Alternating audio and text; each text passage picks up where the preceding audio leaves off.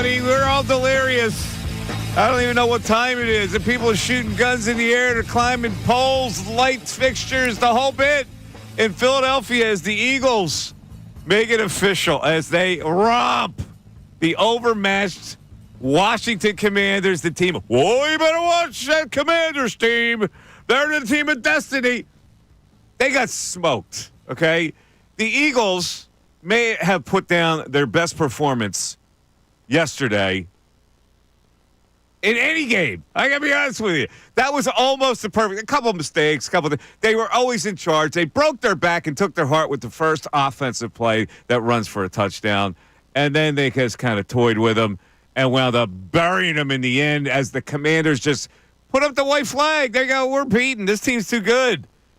They're good, man. And now, in 2 weeks, they get to prove it with the big trophy, the Lombardi trophies. They try to win the Super Bowl against the vaunted Kansas City Chiefs. Could it get any better? A team going for the third straight Super Bowl against this team that seems impenetrable right now, despite the fact that they don't have a passing game. We kept telling everybody last week, if they need to make big passes, they will. And Jalen Hurts made several of them yesterday. The biggest one of the game being the 4th and 5 to A.J. Brown, where he dropped it right in the basket for a big gain. The defense was ferocious. Jalen Daniels had some moments, but let's face it. When you looked at that Washington team, we tried to tell you all week that they weren't going to be good enough to beat the Eagles. And you can't rely on guesses and destiny and metaphysical stuff and a rookie quarterback to try to win an NFC title or any division title. And so the Eagles convincingly, it's going to be interesting for the next 2 weeks to see how everybody analyzes this, because the Eagles yesterday took every argument away from people who have doubted them, including me, because now the head coach has proven that he's a top echelon coach in this league. I mean, it is unbelievable. And today, you will hear probably the best version of Sirianni love as we store it up. Bill, I don't know what to say. I watched that game, and I'm going, oh, my God, this team is so much better than that other team. And they're just killing them. They're humiliating the Washington Commanders. They did humiliate the Washington Commanders, 55 points. But, Mike, what an incredible season from top to bottom. I mean, you could start at the top with Jeffrey Lurie making the decision to keep Nick Sirianni, not knee-jerking and moving on after what happened last season. Then you come down to Howie Roseman. Every single move this guy made has worked. What he's done in the NFL draft over the last 3 or 4 seasons has been an absolute masterclass. It was on full display yesterday with all of their draft picks in the first, second, and third rounds contributing in that game yesterday. And then it goes down to the head coach, the coordinators, what Kellen Moore's done, Vic Fangio's done, the quarterback, Jalen Hurts, Zach Bond, Quinyon Mitchell. I mean, the list goes on and on and on. The magical season, and we can't forget, Saquon Barkley. What an unbelievable player this guy has been for the Philadelphia Eagles. This has been a magical season. I was laying in bed last night thinking about it. And because you're in it, sometimes you lose sight of the forest through the trees. We've been in this for the last 20 weeks. What a magical season this has been. Mike, they've won 17 damn games this year, and they've only lost 3. One of them, Jalen Hurts, got hurt in the first 4 minutes. You go back to the bye, they have not lost with Jalen Hurts starting and finishing a game since week 4. It's unbelievable. This is a magical team, a magical season, and we're going to New Orleans. And part of that whole thing is, and you watched it play out in the second half, where Landon Dickerson could hardly walk, and Cam Jurgens, who's not supposed to play, at the back, you could tell he was walking around kind of hunched over. He sucks it up and gets in there just to finish it out. This team is geared up to win the whole thing. Now, I don't know what's going to happen in that Super Bowl. Again, we got a lot of time to analyze what's going to happen in that Super Bowl. They're up against a really good defensive coordinator who knows how to get to Jalen Hurts. But I'm watching the game yesterday, and I'm going, oh, my God. This Eagles team is so good. They're actually humiliating an opponent in an NFC title game. Like they were humiliating them. Where does that ever happen? the crazy thing is, I mean, there were a lot of crazy stats in that game, over 200 rushing yards, 55 points. The Eagles were a perfect 7 for 7 in the red zone. Like, that's almost unheard of. 7 for 7 in the red zone. And so far this playoffs, Mike, the Eagles have created 10 takeaways. They've turned it over 0 times, plus 10 turnover differential. You're going to win a lot of games when you win the turnover battle, and you're a perfect 100% in the red zone. That's a formula for success, man. This team's impressive. They really are. This is a better team than the 2022 team that went to the Super Bowl. And I know we got plenty of time to talk about the Chiefs. This Chiefs team's not as good as that Chiefs team was in 2022. I got to be honest with you. You're better than the 2017 team, too. If you watch the way they play football, they don't have a weakness. If you graded out every part of that team yesterday, everybody got an A.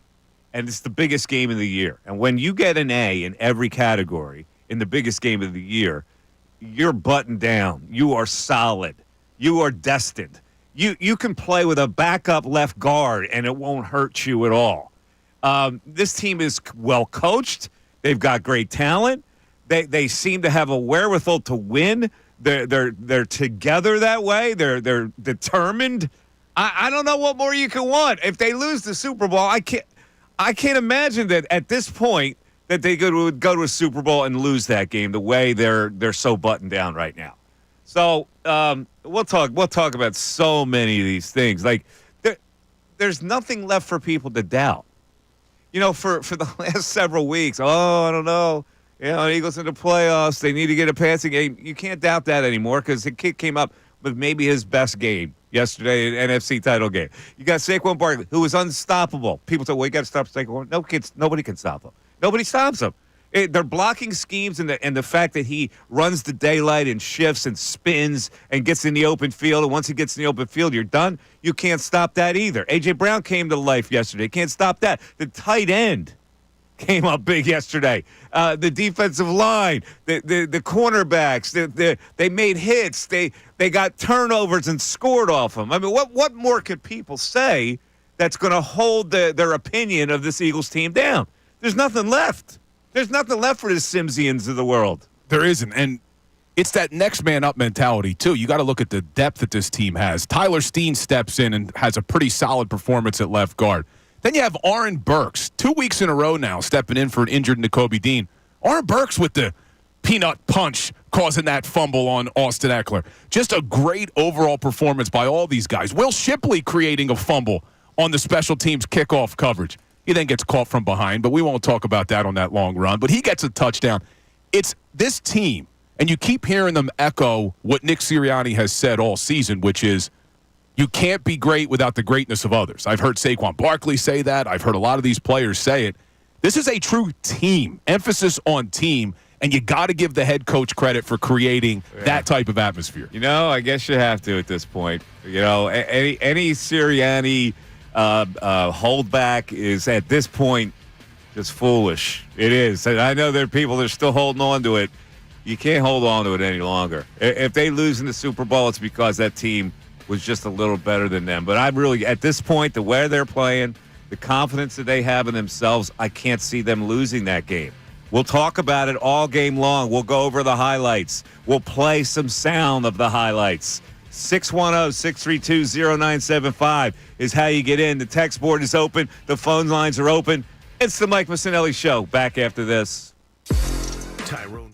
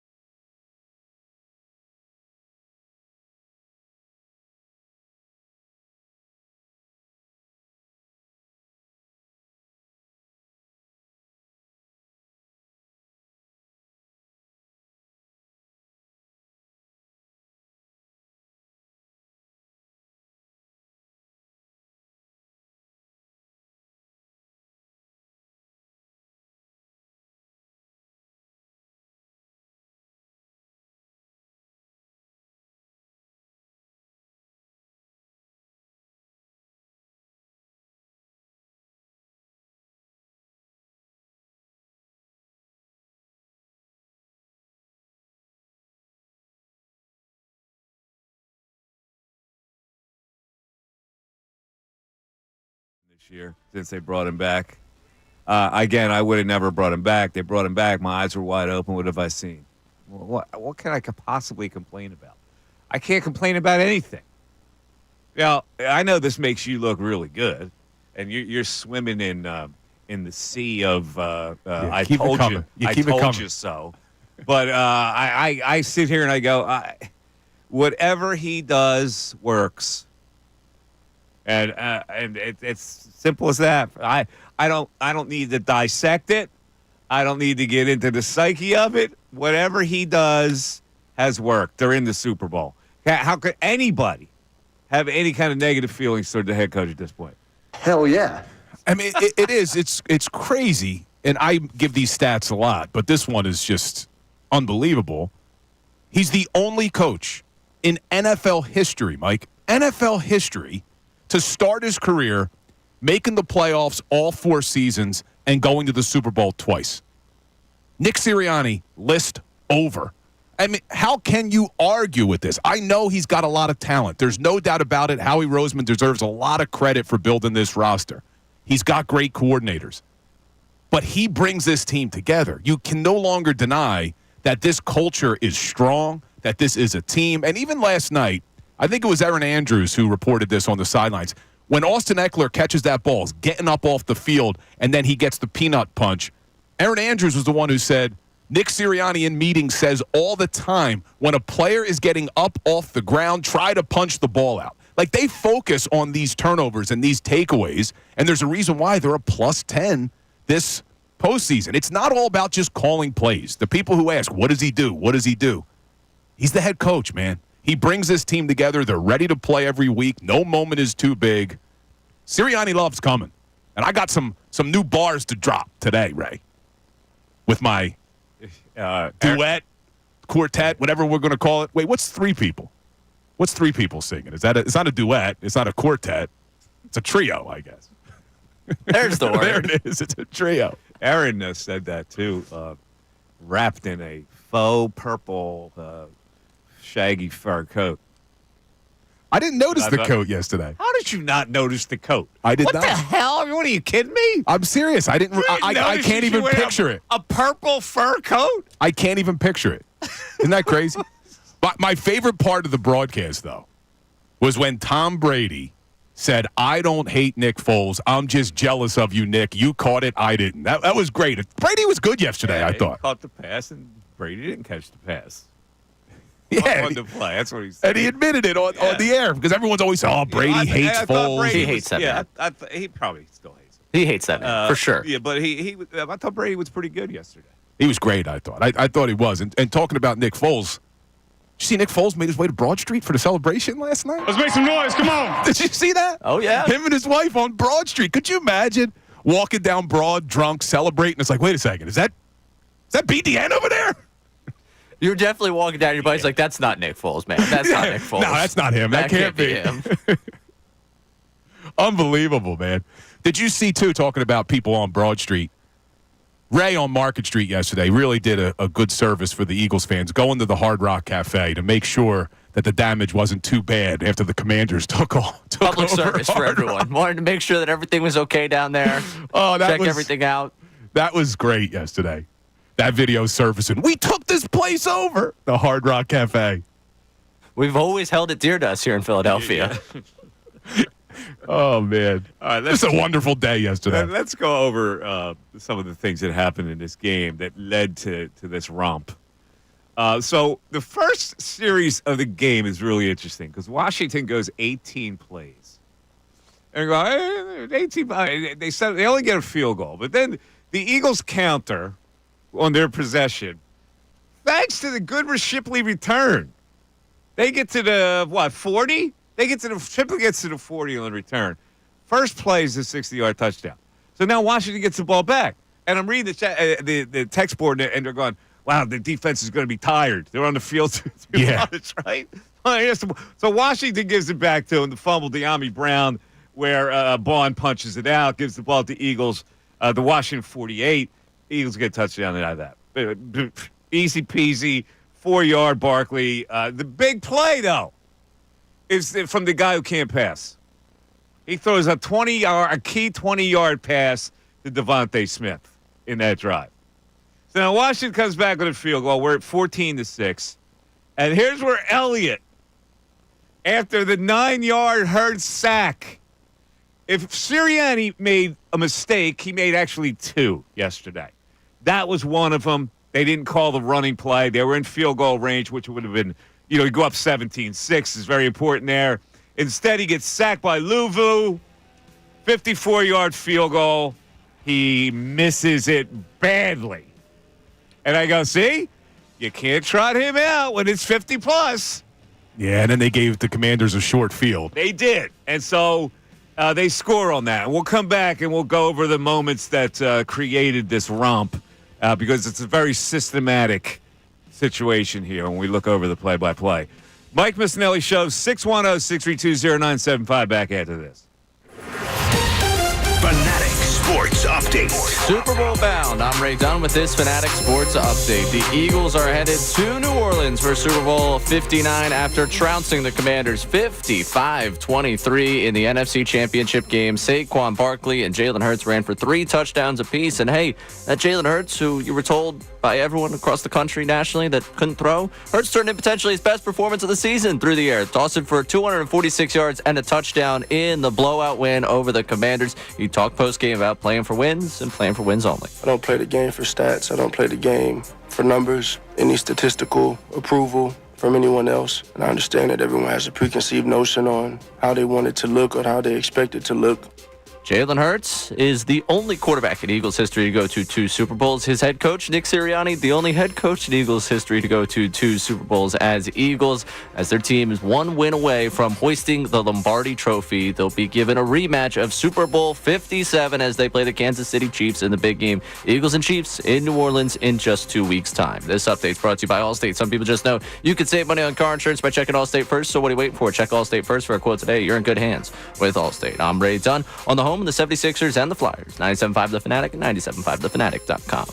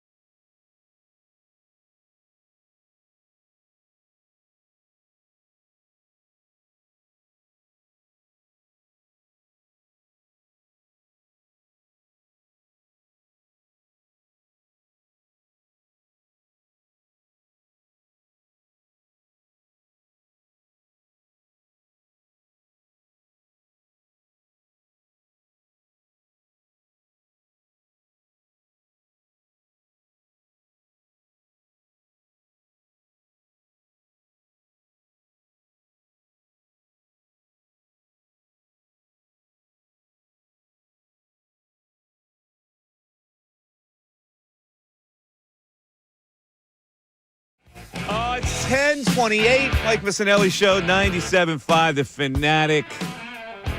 The three of you singing isn't a trio, it's a nightmare. I mean, first of all, Bill might be a nightmare. My harmony has been spot on. When I join in harmony and I add little touches, I make it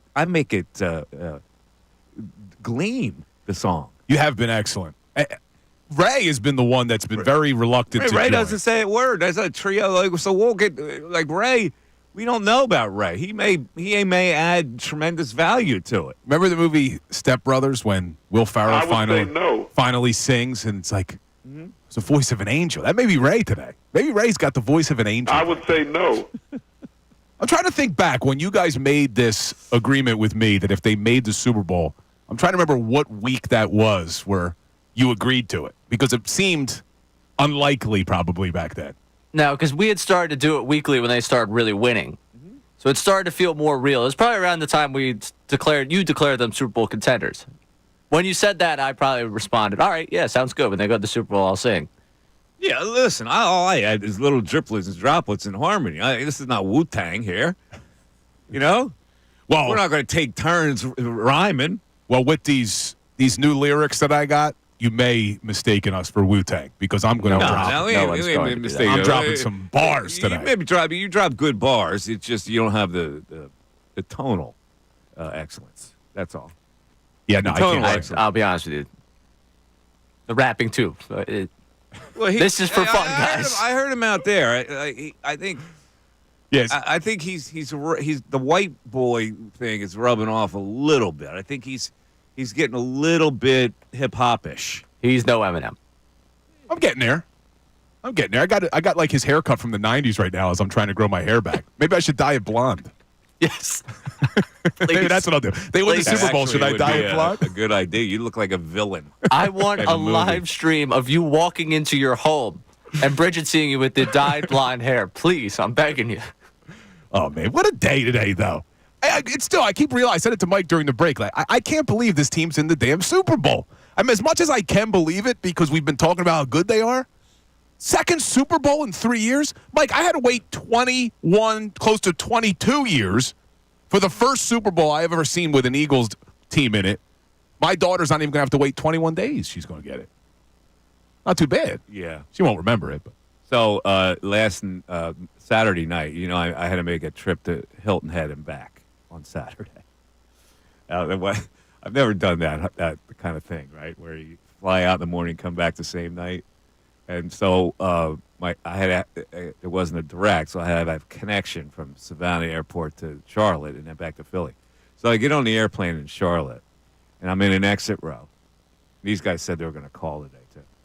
I get between two crazy Eagle fans. I got the middle seat.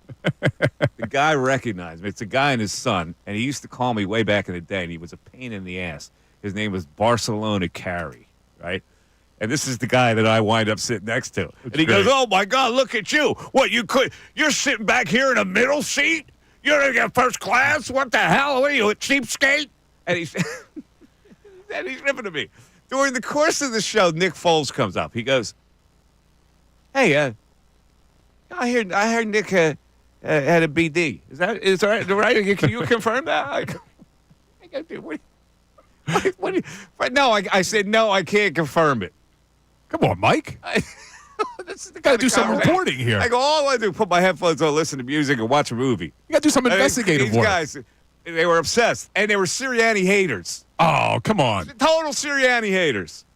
I'm already getting it. What? I'm already getting it in my messages of people still not giving the head coach credit. I can't believe it. I'm the dumbest coach in the world. I can't believe it. But we're celebrating today, Mike. We are celebrating. You're disarmed. I'm disarmed.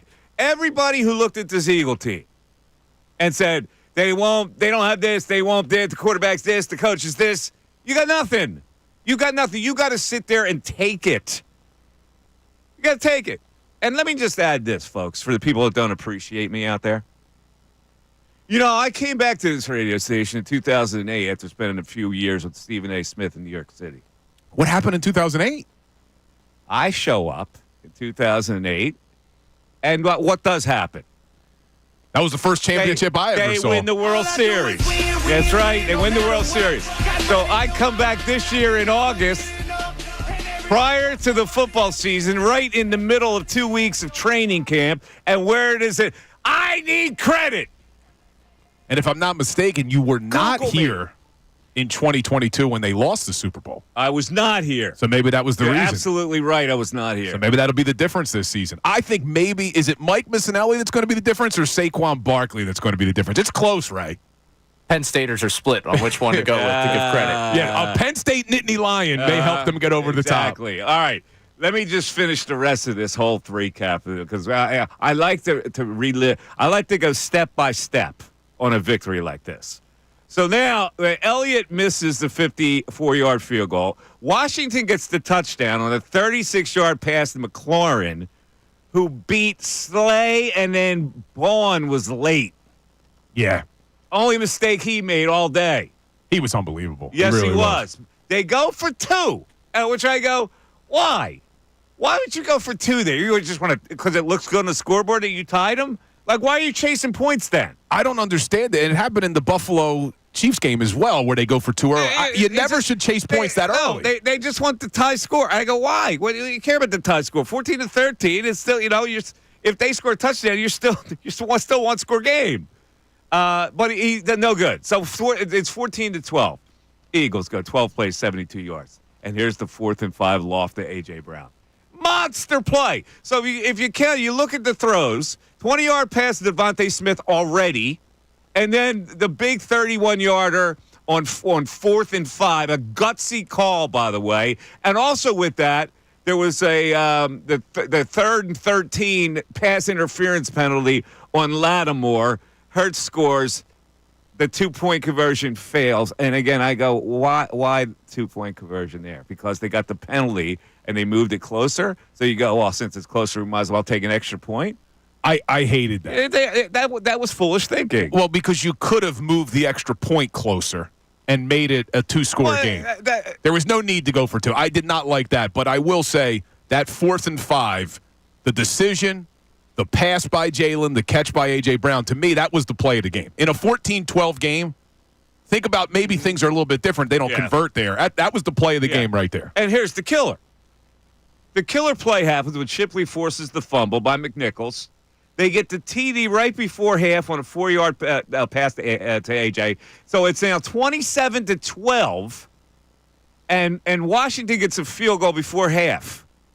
And then everybody's saying, I'm reading the text board. You're going, oh, boy, you get a field goal. Watch that. Watch the second half now for Jaden Daniels. He's scary because he moved him down the field there to get that field goal. He's scary. I'm going, come on, man. So the Eagles get the touchdown on their second drive of the second half. 4 plays, 58 yards after they get the punt at the 42-yard line. Here's another big throw. Goddard for 26. That's 3 monster throws now that nobody's taking advantage of, right? And then they finally they get the Hurts left guard for 9 and touchdown, and then that makes it 34-15. And at that point, the game is over, and it's just icing on the cake as Oren Burke punches out the fumble. They get a TD on the ensuing drive. Over. End of story. They took their heart out of them. They did take their heart out of him. And Jalen finishes with 246 passing yards. That was more passing yards than Patrick Mahomes and Josh Allen had. Just throwing it out there for the record. The guy who can't pass had more passing yards than Mahomes and Allen had in their conference. Whether he can't game. pass or not, he has always made big throws, and that's the thing that people neglected to see. 610-632-0975. What are your views on this thing? Are they winning the whole thing? Mike Missanelli Show continues. The Philadelphia 76ers.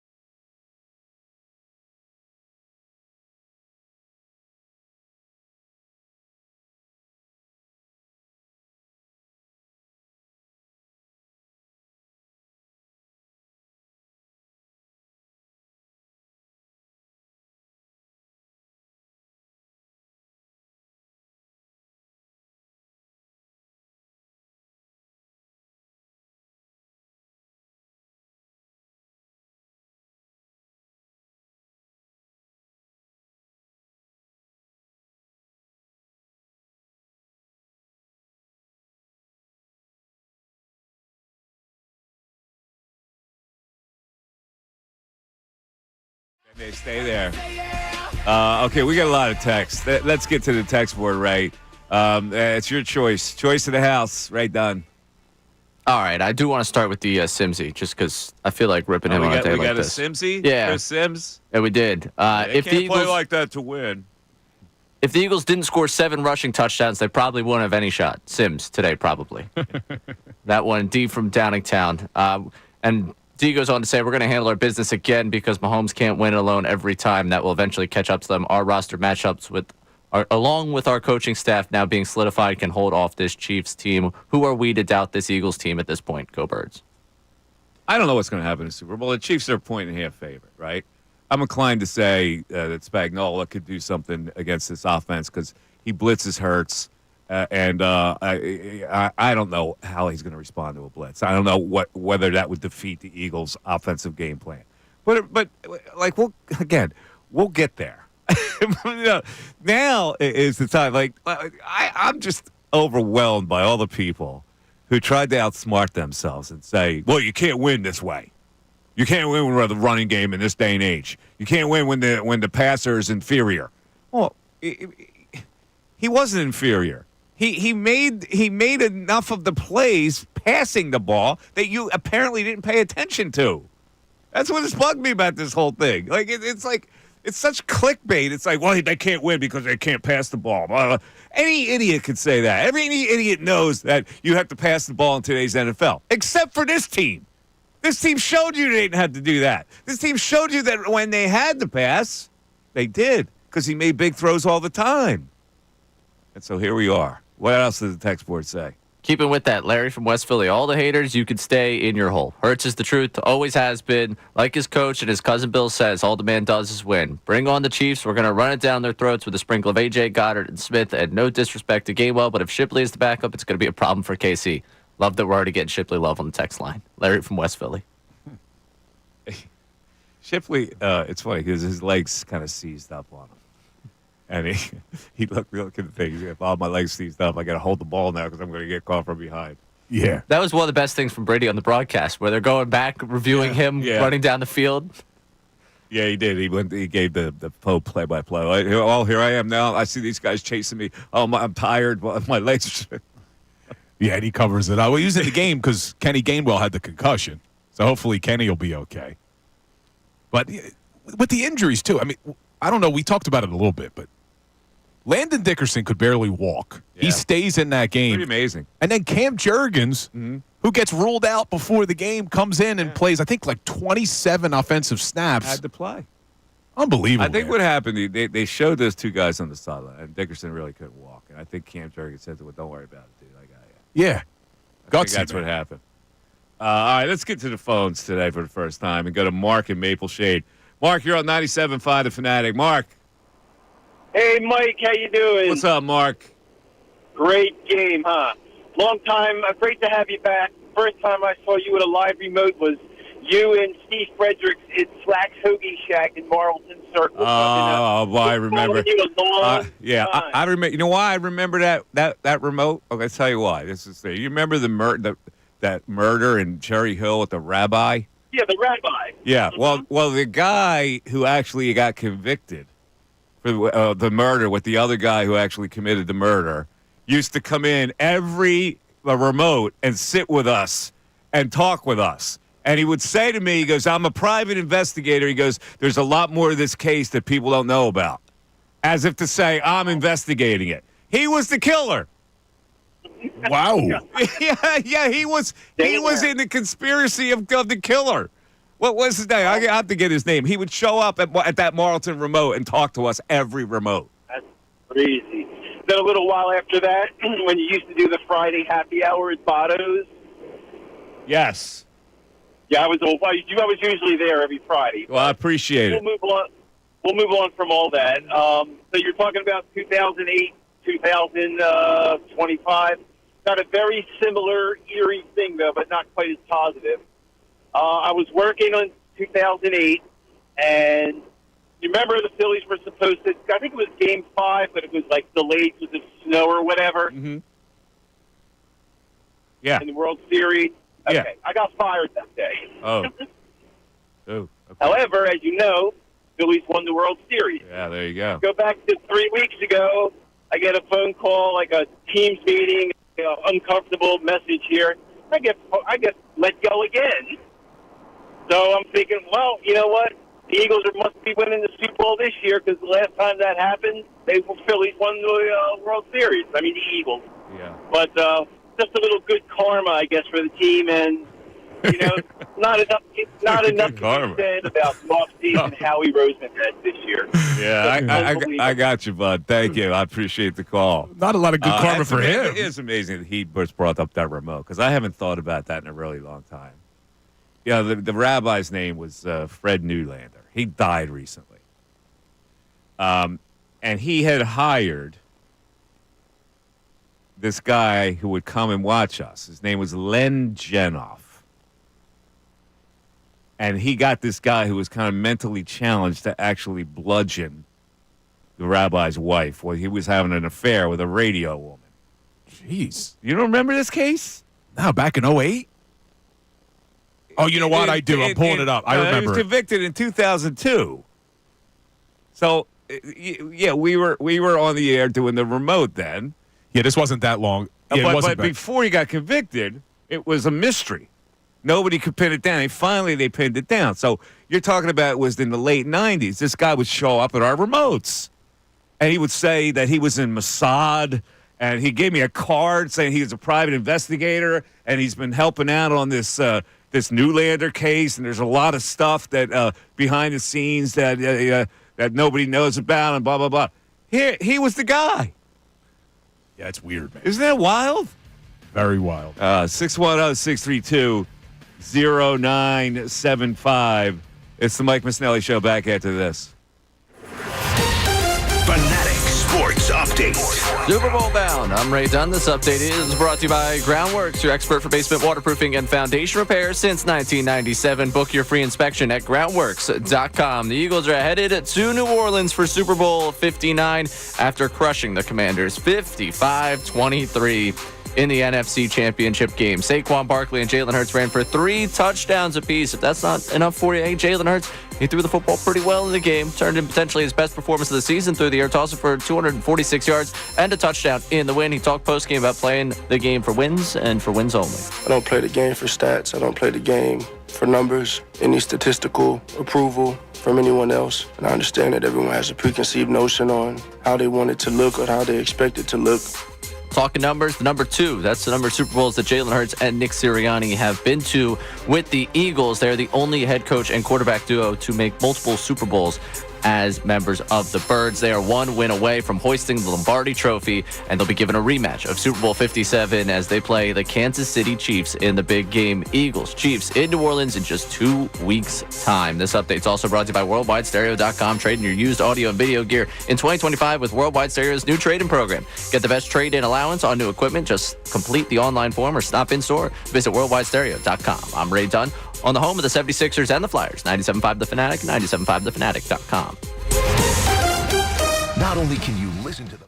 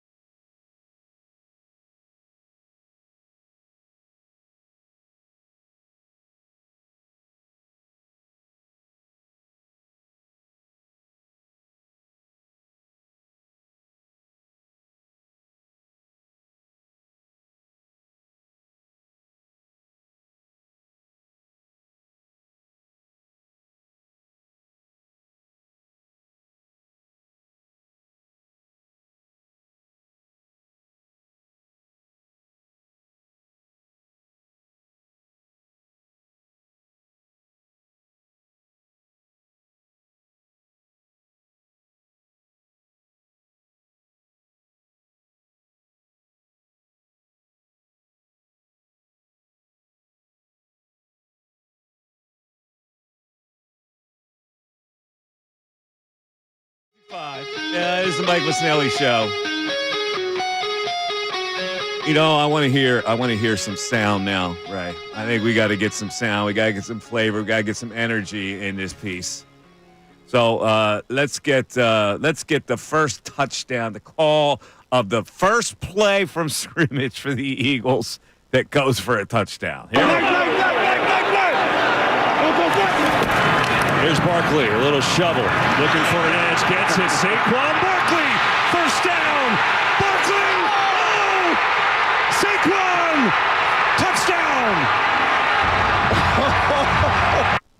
touchdown. Well, there you go. First of all, I tweeted something that I said. I like Kevin Burkhardt, but he said, I said I was getting paid $20 for every time he said "wow," and I made $5,000. But it was a lot to be wowed over. He says "wow" a lot, but that was a pretty good call for the first play to get. Now, listen, when you give up the first play of the game for a touchdown, what do you think that does to your team? Oh, it's demoralizing, man. It's totally demoralizing. Well, it's the whole sequence, too. Like the fact that the Commanders come out of the gates, they have to go 18 plays. They have to convert 2 or 3 third downs, 2 fourth downs, and then they got to settle for a field goal. And then the first play, Saquon takes it 60 yards. At that point, I'm like, they're demoralized. You can't expect to have an 18-play drive and convert on 3rd and 4th down that many times and stay in this football game when the Eagles are scoring like that. Demoralizing. It really is. All right, so now let's get to the first big play, which is the Bond forced fumble. Jeremy Brown with his speed on the cross. Brown runs into DeGene. Ball is out. Eagles recover. Reed Blankenship came up with it for Philadelphia. So that's monstrous, that play right there. And they scored 21 points off of the 3 fumbles. How are you going to win? How could you possibly win a game when you give it up like that? The Commanders, we've said it all week, we're not ready for that kind of a spot. They just weren't on the same level as the Eagles in a spot like that. If the game were in their home park, I don't know, maybe. But there's no way. People got so overhyped with Jaden Daniels trying to pull this off that you go, it's not realistic. It's like what did you not see that would think that you would make you think that the Commanders could win that game at home against the Eagles? Yeah, and I didn't think Jaden Daniels played badly. For a rookie, I thought he played well. It was all right. But it's the team itself. It wasn't just Jaden Daniels, and that's why we talked about it all week last week. Jaden Daniels alone wasn't going to be able to carry that team to victory, and you saw it on full display. And you're talking about the defense right now. As great as the offense was, that defense is ferocious, man. I mean, they are now a plus 21 on the season as far as turnover differential. When you have players like Bond and Aaron Burks, and how about Nolan Smith, man, is now the franchise leader for the most sacks in a single postseason. He passed Hassan Reddick yesterday with another sack. That blows my. I was ready to rule the guy out. I was writing him off in the preseason. You were down on Nolan Smith. Unbelievable. Think about it, the Commanders did two things. They made 2 plays. One was the McLaurin touchdown. The other was the fake punt, and that was it. Fake punt was ridiculous. That's why I was feeling so good yesterday, because 18-play drive, you settle for a field goal. Then you need to go a fake punt to get a first down. Like they did. They kept saying it on the broadcast. Brady kept saying it. The Commanders had to work for every single yard in that game. They did. And it was coming easier to the Eagles. They were completely outclassed. They were. Well, look, this was the matchup we wanted in the wild card for a reason. Like going into Week 18, I wanted to see the Eagles play the Commanders instead of the Packers. And it worked out great the way it went, where the Commanders knocked off the Detroit Lions because Dan Campbell and that team were frauds. But we're not going to talk about that today. But we knew after that Commanders game where they beat the Lions, they gave up 500 yards of offense. They gave up 200 yards rushing. They won because they forced 4 turnovers, and we knew the Eagles weren't going to do that. The Eagles don't turn the football over. They haven't turned it over since the bye week. That has been the recipe for this team to succeed. Man, I'm fired up, dude. We got, 2 weeks to go? 2 weeks? Are we going to make it, Ray? No. You're listening to the Mike Missanelli Show. It's on WPEN HT Burlington, Philadelphia, Beasley Media Group station, broadcasting live from the Comcast Business Studios, powering possibilities. All right, ladies and gentlemen, just a little side note, because I know the audience is expecting that we would be at New Orleans bringing you all the action. As of right now, we are not going to New Orleans. The morning show is, which is good for those guys. But so I have a couple ideas here. How about Philly Sports Trips hooks us up? You're doing an ad for them, right? How about if they hook us up? We got to talk to Vince to get us to New Orleans. We'll have the table already set there at Radio Row because the morning guys will be doing it. And if not, how about if anybody could kick off a GoFundMe page for the Mike Missanelli show to be there? Don't you think? Don't you think that we should be there? We could sell dinner dates with Ray. That may make us some money. See, now you're being foolish. I'm being serious. You want to GoFundMe? I am being serious here. I actually kind of like that idea. I think we not, should revisit this. Yeah, this is not fool things. We should be there. Philly Sports Trip's got to come up big for us, and the GoFundMe page should come up big for us. We're not asking for much. We're asking to just be on the scene to bring you the flavor of a Super Bowl week. So what do we need? We need airfare and a hotel, right? That's it. Yes. Airfare, a hotel, because you're right. The Fanatic will already be set up there for us to do our thing. Exactly. All right, I'm just saying. Let's go to the phones. Let's go to Mike in Reading. Mike, you're on 97.5 The Fanatic. Mike. Hello, Mike. How are you? What's up, Mikey? How are you? It has been what Bill has said is a magical season. To me, it's kind of funny. I had called in the Monday after the win. Uh-oh, you got a bad cell, brother. You got to get to a better area, and we'll get right back to you out there in Reading. I don't know what's going on out there. Sean in Germantown, you're on 97.5 The Fanatic. Sean. Yo, Sean. Uh-oh. What's going on? We got a little phone problem Hello. here? Hello. Oh, he's not there. DJ in Hamilton. DJ, you're on 97.5 The Fanatic. Yeah, we got a phone problem. We got a phone problem. Do we? Yeah, because he's not on either. Maybe DJ's not on. Maybe they cut the line when you asked for the GoFundMe. They just cut the line. Ray sniffed it. Are we even on the air right now? I don't know what happened to the phones all of a sudden. We came up empty. Let's go back to the text board then, right?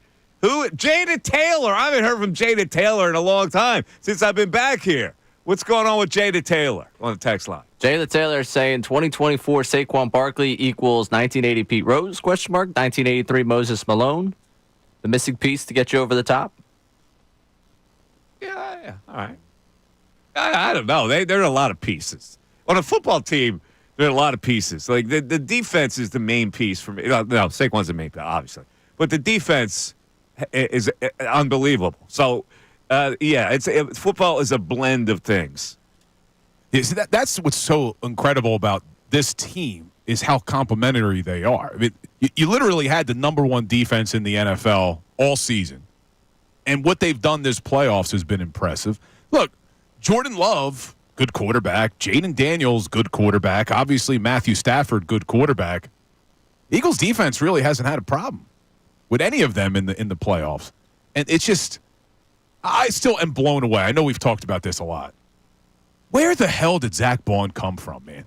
I mean, for him to go from basically a special teams part-time player in New Orleans to now a finalist for Defensive Player of the Year and making plays like he was making. Yes, he was all over the field again, Mike. And I give Howie Roseman a lot of credit, but that one's all Vic Fangio. For him being able to identify Zach Bond as, hey, this kid can play off-ball linebacker and play it as well as he has, that may be, when we talk about Saquon Barkley being the Pete Rose, all right, Zach Bond has completely changed that defense. Now, it helps he's got Jalen Carter in front of him. I got to be honest with you. I was impressed with another Zach yesterday. With another Zach? Zach Ertz played his ass off yesterday for the Commanders. He did, man. I mean, that was a gutty effort what I got. 35 years old. He was emotional afterwards. He gave them everything he had in that game. He did. It wasn't enough, though. It wasn't enough. Sorry, no, Zach. it wasn't enough. Yeah. But he's the only guy they had that was that reliable. Man, that guy was like they were going back to him, and he's like, he's 35, he's tired, he's gutting it out. I was really impressed with him.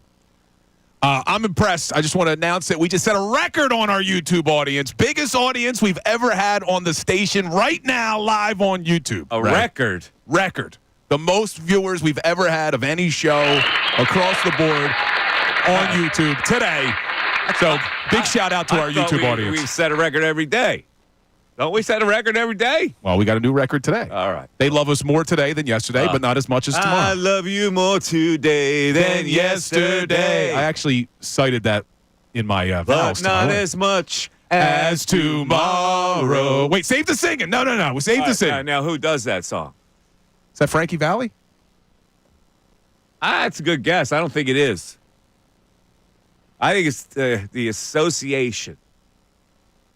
Spiral Staircase. Spiral Staircase? I didn't know that. All right. Is that a one-hit wonder? Probably. Sean in Germantown with us. Sean, you're on 97.5 The Fanatic. How you doing, Mike? What's up, Sean? How you doing, staff? Congratulations on your views. I just wanted to say something. What I kind of had a concern about was the gimmick plays. I didn't like the fact that we fell for that fake punt. And I do know that Kansas City runs a lot of gimmick plays and misdirections, wide receiver jet sweeps and stuff like that. Is that something for concern? Not to me right now, because listen, they were 99% perfect in that game, right? I'm not gonna quibble about that fake punt. And one other thing, the push touch. I mean, everybody in the world knows it's coming. Do you think sometimes when we get down there, we should just get conventional and just give it to Saquon? Or... No. No? No. Why would you take a play that is so successful and try to outsmart yourself? Well, I do remember one time they set up in the tush push, and they handed it off to Saquon one time. You know, they did, and they sometimes they try to get too tricky with that. I don't understand. The tush push works. Why you even have to have a variation off of it is beyond me. No, I don't. I think we overthink this thing. That thing works. It does work. But, you know, seeing this guy jump over the line 2 times yesterday, and I'm like, well, maybe we should just hand it off. Okay, who cares that he jumped over the line? It was foolish. It was foolish, but... And it was going to penalize. I almost wanted to see it. I almost wanted to see the officials go, no, all right, we've had enough. Touchdown. Yeah. And one last thing before I get off. The decision when they told those guys, like, if you do it again, we're going to award the points. Yeah. Is that in the rule book? Yes, it is in the rule book, and it was explained very well by, what's his name? Yeah, who was the guy on the broadcast? Yeah, the old venerable guy, the original guy. What's his name? Oh, but he said it before they announced it. Huh? Pereira? Yeah, Mike Pereira. Yeah, Pereira said it before they announced it. He did. It was just funny the way. Pereira's all over it. Pereira never misses. No, he is pretty good, but it was funny the way they announced it. I felt like it was me in the car with my kids. If this behavior continues, Exactly. I'll turn this car around. All right, 610-632-0975. Yeah, we'll get to that audio as Pereira said that. It's in the rule book. You can't. Thank you, 97.5. Because you can do it all day. And move it an inch, and move it a half inch, and move it a quarter inch. It's like, come on, man. 610-632-0975. Let's hear from you. Mike Missanelli Show continues. Join 97.5 The Fanatic and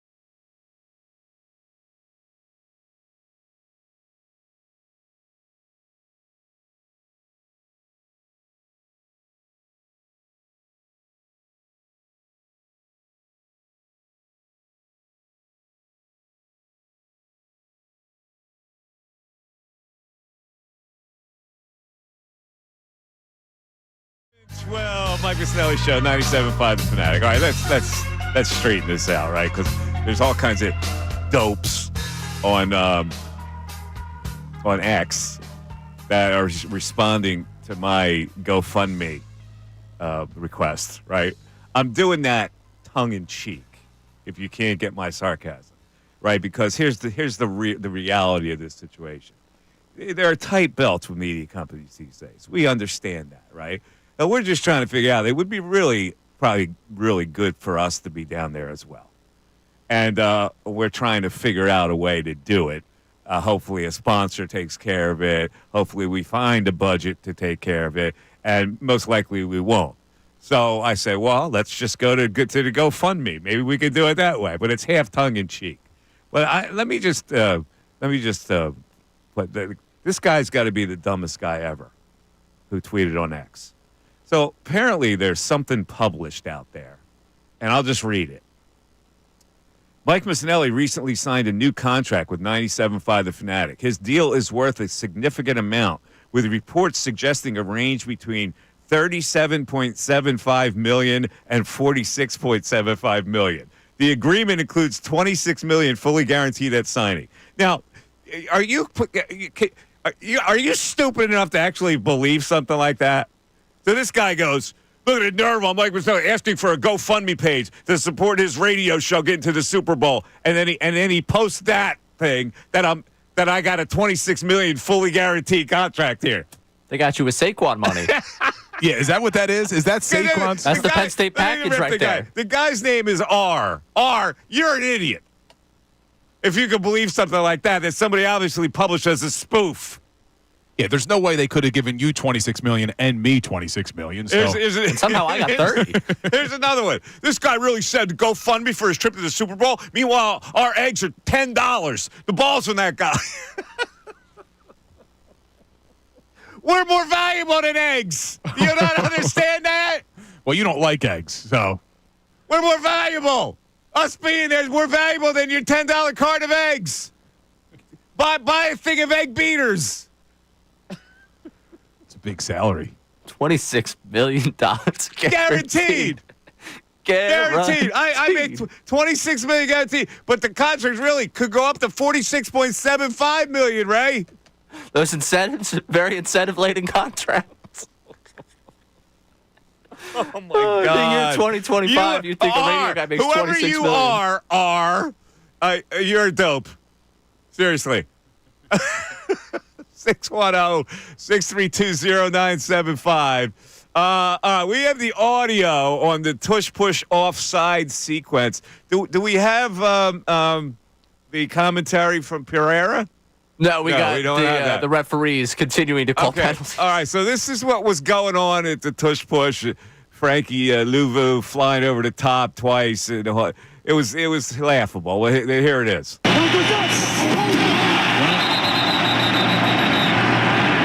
think Washington jumps. Frankie Louvu jumped over both lines. That was like Air Jordan. You just keep moving it a couple inches closer. Encroachment, defense number 4. Washington has been warned that if that foul is intentionally done again, it will be an unsportsmanlike conduct foul. For now, it's half the distance to the goal, and it's still second down. Oh, my God. Washington has been advised that at some point the referee can award a score if this type of behavior happens again. For now, it's a replay of second down. That was great. If this type of behavior continues. That was the best part of it. That was the best part of this type of behavior. I'm telling you, I've said that to my kids 100 times. I do think we watched the tush-push die there, though. You think it's over? Yeah. Why do you say that? Goodell up there in the suite watching that happen, knowing a national audience is tuned in. He's finding any way to outlaw that this offseason. Well, look, you saw the Bills try to use it, and it got stopped. Josh Allen, I didn't understand why Josh Allen went so lateral towards the line of scrimmage instead of just going forward. But I don't know if they're going to get rid of it, man. I think people enjoy watching that. I know there was all that debate about it last season, but I do think people enjoy that. I enjoyed it. You enjoyed it. The Delaware Valley enjoyed it. Nationally, people are sitting there like, are you kidding me? They're going to do this again. Yeah, I got to be honest. I was shocked that the Eagles called the tush push yesterday. Because with Landon Dickerson at center, we talked about it on the pregame show, I thought maybe the tush push would have been off the table. Because how often do you actually practice that with Landon Dickerson at center? Probably zero. They kept dialing it up. It kept working. Yeah. By the way, you have a spot coming up. On the other side, we want to play the Saquon interview with Aaron Andrews, where, sometimes we talk about Bill not noticing things. Like Bill's head is like elsewhere. The most interesting part of that interview with Aaron Andrews is that she was wearing a puffy faux fur, bright purple coat that Bill didn't notice. I did not notice it. It's like astounding to me. But in any event, you got a spot coming up for Philly Sports Trips. In that copy anywhere, does it say that they're also sending us to New Orleans? Can you? Well, we'll see. We'll if see. I add it in, is it I don't now know. binding? I'm just looking at it because, I'm anticipating your spot, and I'm hoping there's some language in there. All right, we'll see. It's the Mike Missanelli Show, 610-632-0975. Back after this. Fanatic Sports Update. Super Bowl bound. I'm Ray Dunn. This update is brought to you by Bet365. Whatever the moment, it's never ordinary at Bet365. Download the app today. The Eagles are headed to New Orleans for Super Bowl 59 after crushing the Commanders 55-23 in the NFC Championship game yesterday. Saquon Barkley and Jalen Hurts ran for 3 touchdowns apiece. If that's not enough for you, Hurts turned in potentially his best performance of the season through the air, tossing for 246 yards and a touchdown. He talked post-game about playing the game for wins and wins only. I don't play the game for stats. I don't play the game for numbers, any statistical approval from anyone else. And I understand that everyone has a preconceived notion on how they want it to look or how they expect it to look. And it looked pretty good yesterday for the Birds. I mean, we scored 55 points, win an NFC Championship game by 32. It sounds like a Madden stat line here. Hurts the Eagles 1 win away from hoisting the Lombardi Trophy. They'll be given a rematch of Super Bowl 57 as they play the Kansas City Chiefs in the big game. Eagles-Chiefs in New Orleans in just 2 weeks' time. This update's also brought to you by Rapid Radios. Rapid Radios are instant push-to-talk walkie-talkies offering national LTE coverage for a limited time. Go to rapidradios.com now for 60% off and free UPS shipping at code radio. Get an extra 5% off. I'm Ray Dunn on the home of the 76ers and the Flyers, 97.5 The Fanatic and 97.5thefanatic.com.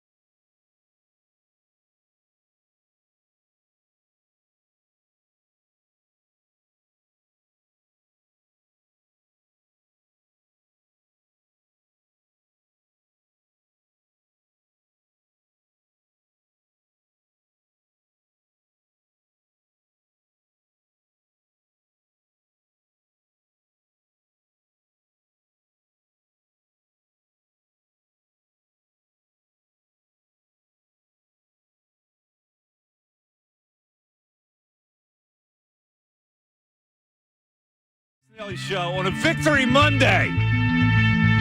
And it turned out to be an angst-free Sunday viewing. Once you got, listen, early on, you saw it, right? The Eagles were too powerful for the Washington Commanders in this spot. And it was really ridiculous for the people that actually thought Washington would have a chance in this game. We all week said it's not going to happen. There's no way that Washington could come into Philadelphia in an NFC title game and perform well enough to beat the Eagles. They just weren't good enough.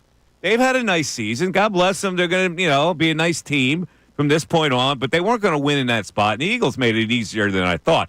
I predicted a double-digit victory. It was a double-digit victory, but not by that much. But anyway, Saquon Barkley is just phenomenal. I've never seen anything like it. The guy, and even when he had to block a blitzer, he performed. Like, he doesn't make any mistakes. He doesn't. And on Jalen Hurts' quarterback draw touchdown run, Saquon was the lead blocker on that. Exactly. He's a selfless player. I mean, you could not ask for more in a teammate. It's got to be the best free agent signing in the history of football. In the history of I was going to say in the history of the Eagles, but you probably are correct. Really, it's in the history of football. Like, who else has signed a free agent that will go on to set an all-time rushing record when it's all said and done? Because he needs what? He needs 30 yards? He doesn't need a lot to catch 30 or 40 Davis. yards that he needs. Yeah, I'm seeing if I could find it. To set that record. Yeah, but in any event, after the game, he's obviously the guy that Aaron Andrews wants to interview. And so here's Aaron with her shiny, fluffy, faux, bright purple coat that Bill did not notice, interviewing Saquon Barkley. And so the Eagles advance their 5th Super Bowl appearance, looking for their 2nd win. Let's go downstairs to Aaron Andrews with Saquon. Saquon, you told me on Friday this whole season doesn't seem real. How does this feel, Saquon? I ain't gonna lie, I try to downplay it in my head, but it's amazing, man. It's amazing. We're here, Super Bowl. But the goal wasn't just getting there. The goal is to win. And we're going to celebrate, enjoy this, and get right back to work. Hey, let me talk about the game real quick with you guys. Total team effort, defense, offense, what you guys were able to do after those turnovers were forced. What are your thoughts on that? It was all in. We knew that's what it was going to take. It's going to take a team effort. I'm going to give a shout out to Will Shipley. He came in, finished it strong, but we talk about in the running back room about making plays. Our guy Kenny went down. Will stepped up big for us, but the team came out, man. Everyone came out, made big plays, and got the job done, and that's how you get to the Super Bowl. And you are going to a Super Bowl. You told me on Friday. I've dreamt about it. I've thought about the confetti. You're going to see your family here in a minute. How does this compare to what you dreamt about? I always dreamed about it, but the dream wasn't just getting there. The dream was winning it. So that's what the mindset's at. We'll see you in New Orleans. Appreciate you. I appreciate you. I love that guy, man. I think that's why I didn't notice Aaron Andrews' outfit. I was lost in Saquon's eyes. They only cut to Aaron Andrews like 5 times during the broadcast, though. So every time you didn't notice it. I did. I don't care It's about something very interesting with you. I don't know. I didn't notice her outfit. Really, it's something very interesting. I can't even picture Did you notice? No. You didn't notice her? You brought it up. That's the first thought. You didn't notice her purple furry coat? Mike, I'm freaking out about the Birds going to the Super Bowl. That's what's on my mind when the NFC Championship game's happening. I did not notice Taylor Swift? Wait, is it this? This was her coat? Yes. How do you not notice that? Dude, seeing it now, it's like I'm seeing it for the first time. Right. I can't envision it. I still can't. No idea. Man, I tell you what, you guys are too much, man. But Saquon.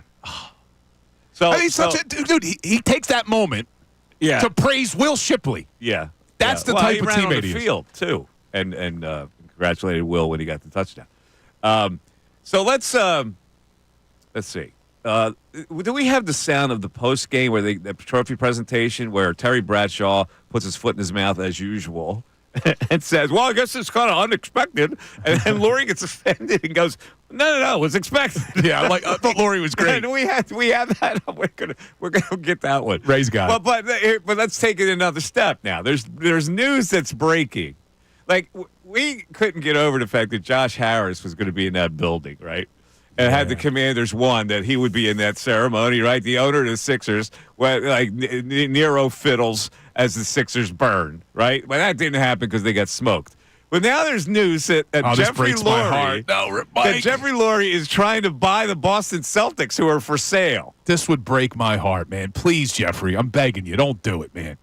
Don't do it. Well, that's in his heart, just like the Commanders are in Harris's heart. The Celtics or anything Boston has always been in his heart.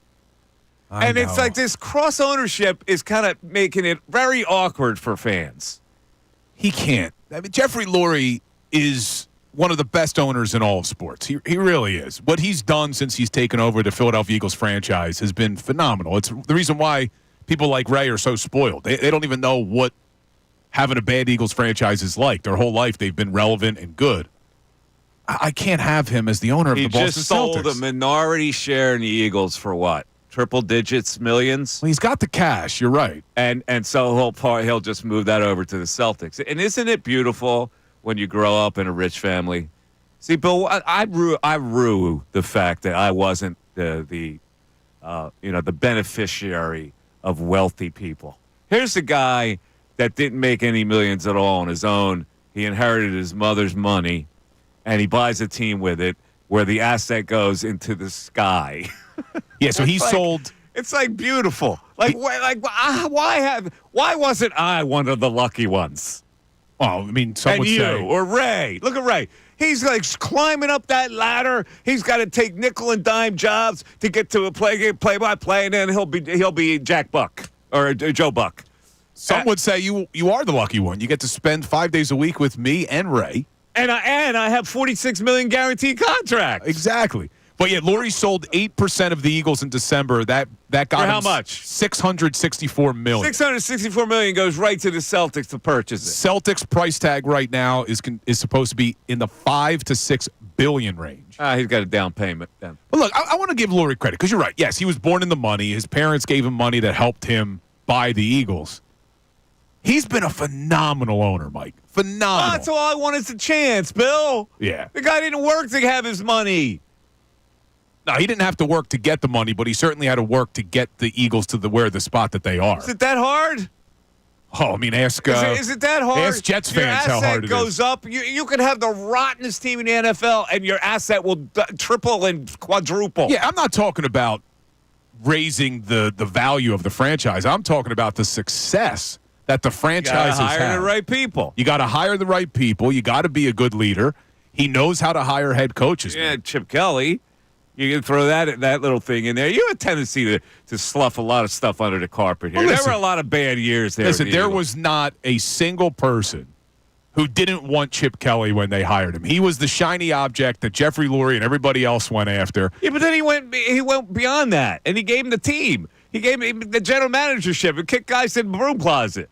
Don't forget about that part. Yeah, it was a mistake. But in the grand scheme of Jeffrey Lurie's tenure as owner, he's been unbelievable. He has been an unbelievable owner. And the fact that you got to give Lurie credit for finding Andy Reid. He hired Doug Peterson. They win a Super Bowl. He's hired Nick Sirianni. They're in 2 Super Bowls in 3 seasons.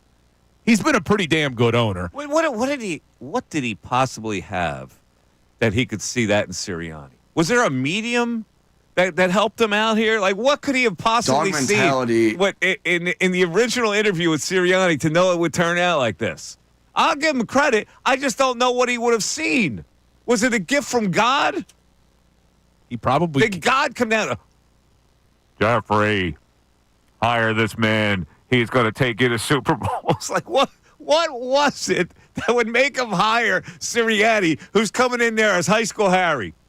So much good. It's brilliant when you think about it. I just want to know what it was that made him hire him. I'm looking here.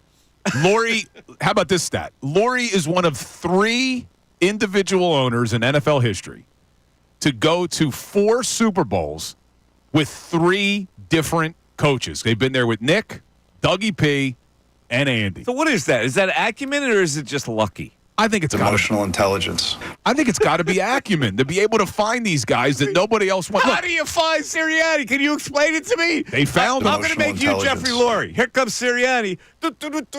He's coming in with all his parables and his plants and this and that. How do you hire that guy? Listen, Jeffrey Lurie, whatever interview they conducted, They felt comfortable going with Nick, and it's worked. Oh, it has I worked. guess it did. 610-632-0975. We're going to get back to the text line. We're going to play you sound all day, the highlights of this game. How many people noticed the purple coat? Seriously. I want to hear from the text board. Like, I feel like the odd man out here. These two dunces don't see a blinding purple fur coat. I was focused on the game. Mike Missanelli Show continues on 97.5 The Fanatic. Now, a Birds Inside.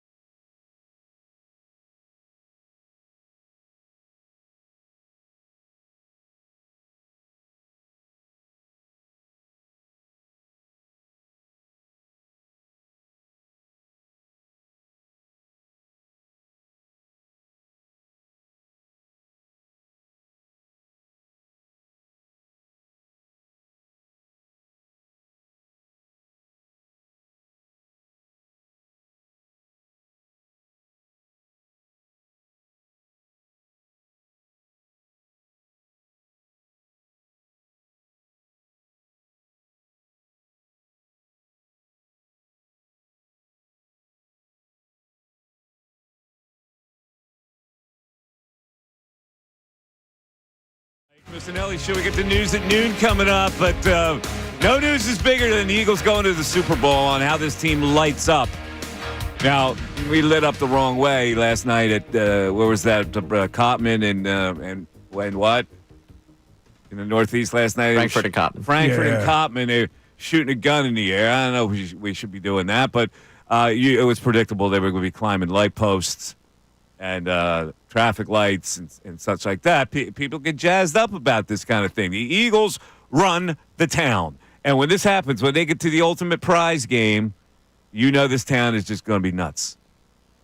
Yeah, and it wasn't. I mean, look, obviously there were some bad actors last night, but most of it seemed very joyful. I saw a shot of Broad Street, man. It just looked incredible. People pour out.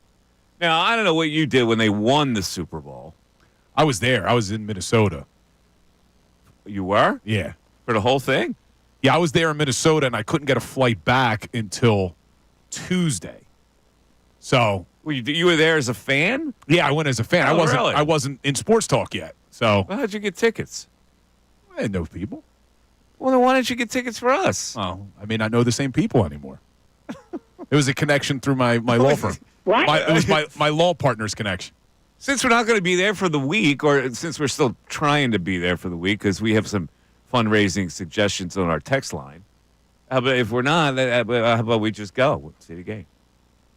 We could. I actually fly in the same day.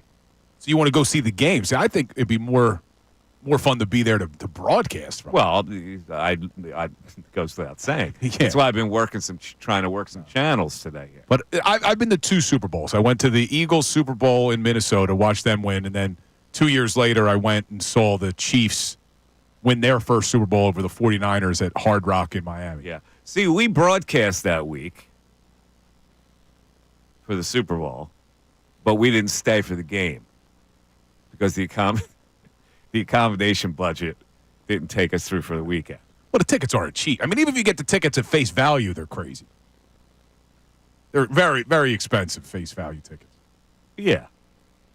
But I got to see Justin Timberlake perform at halftime, Shakira and J-Lo. Yeah, we went to a couple clubs. Saw Migos. That was the Rolling Stone party. The parties are awesome down there. Yeah, there are some cool parties. But you know what's disappointing is that the Chiefs are in it. I was really looking forward to Philadelphia and Buffalo fans all converging on New Orleans. Now you're going to get the Kansas City fans. Well, it would have been blood in the streets. It was Bills Mafia Eagle fans on Bourbon. That would have been nuts. I wonder, Chiefs though. fans are a little more subdued. Yeah, but I wonder if there would have been a mutual respect between Philly fans and Buffalo Mafia, like Bills Mafia. I feel like there would have been a mutual respect. Maybe. Jason Kelsey would have mediated. All right, let's go back to the text board. Fundraising idea, first of all, because we're trying to get there. We're Oliver Twist. We're on the street begging for coins to try to get to New Orleans here. It's even though I make $46 million, we're just trying to be part of a good week where we broadcast.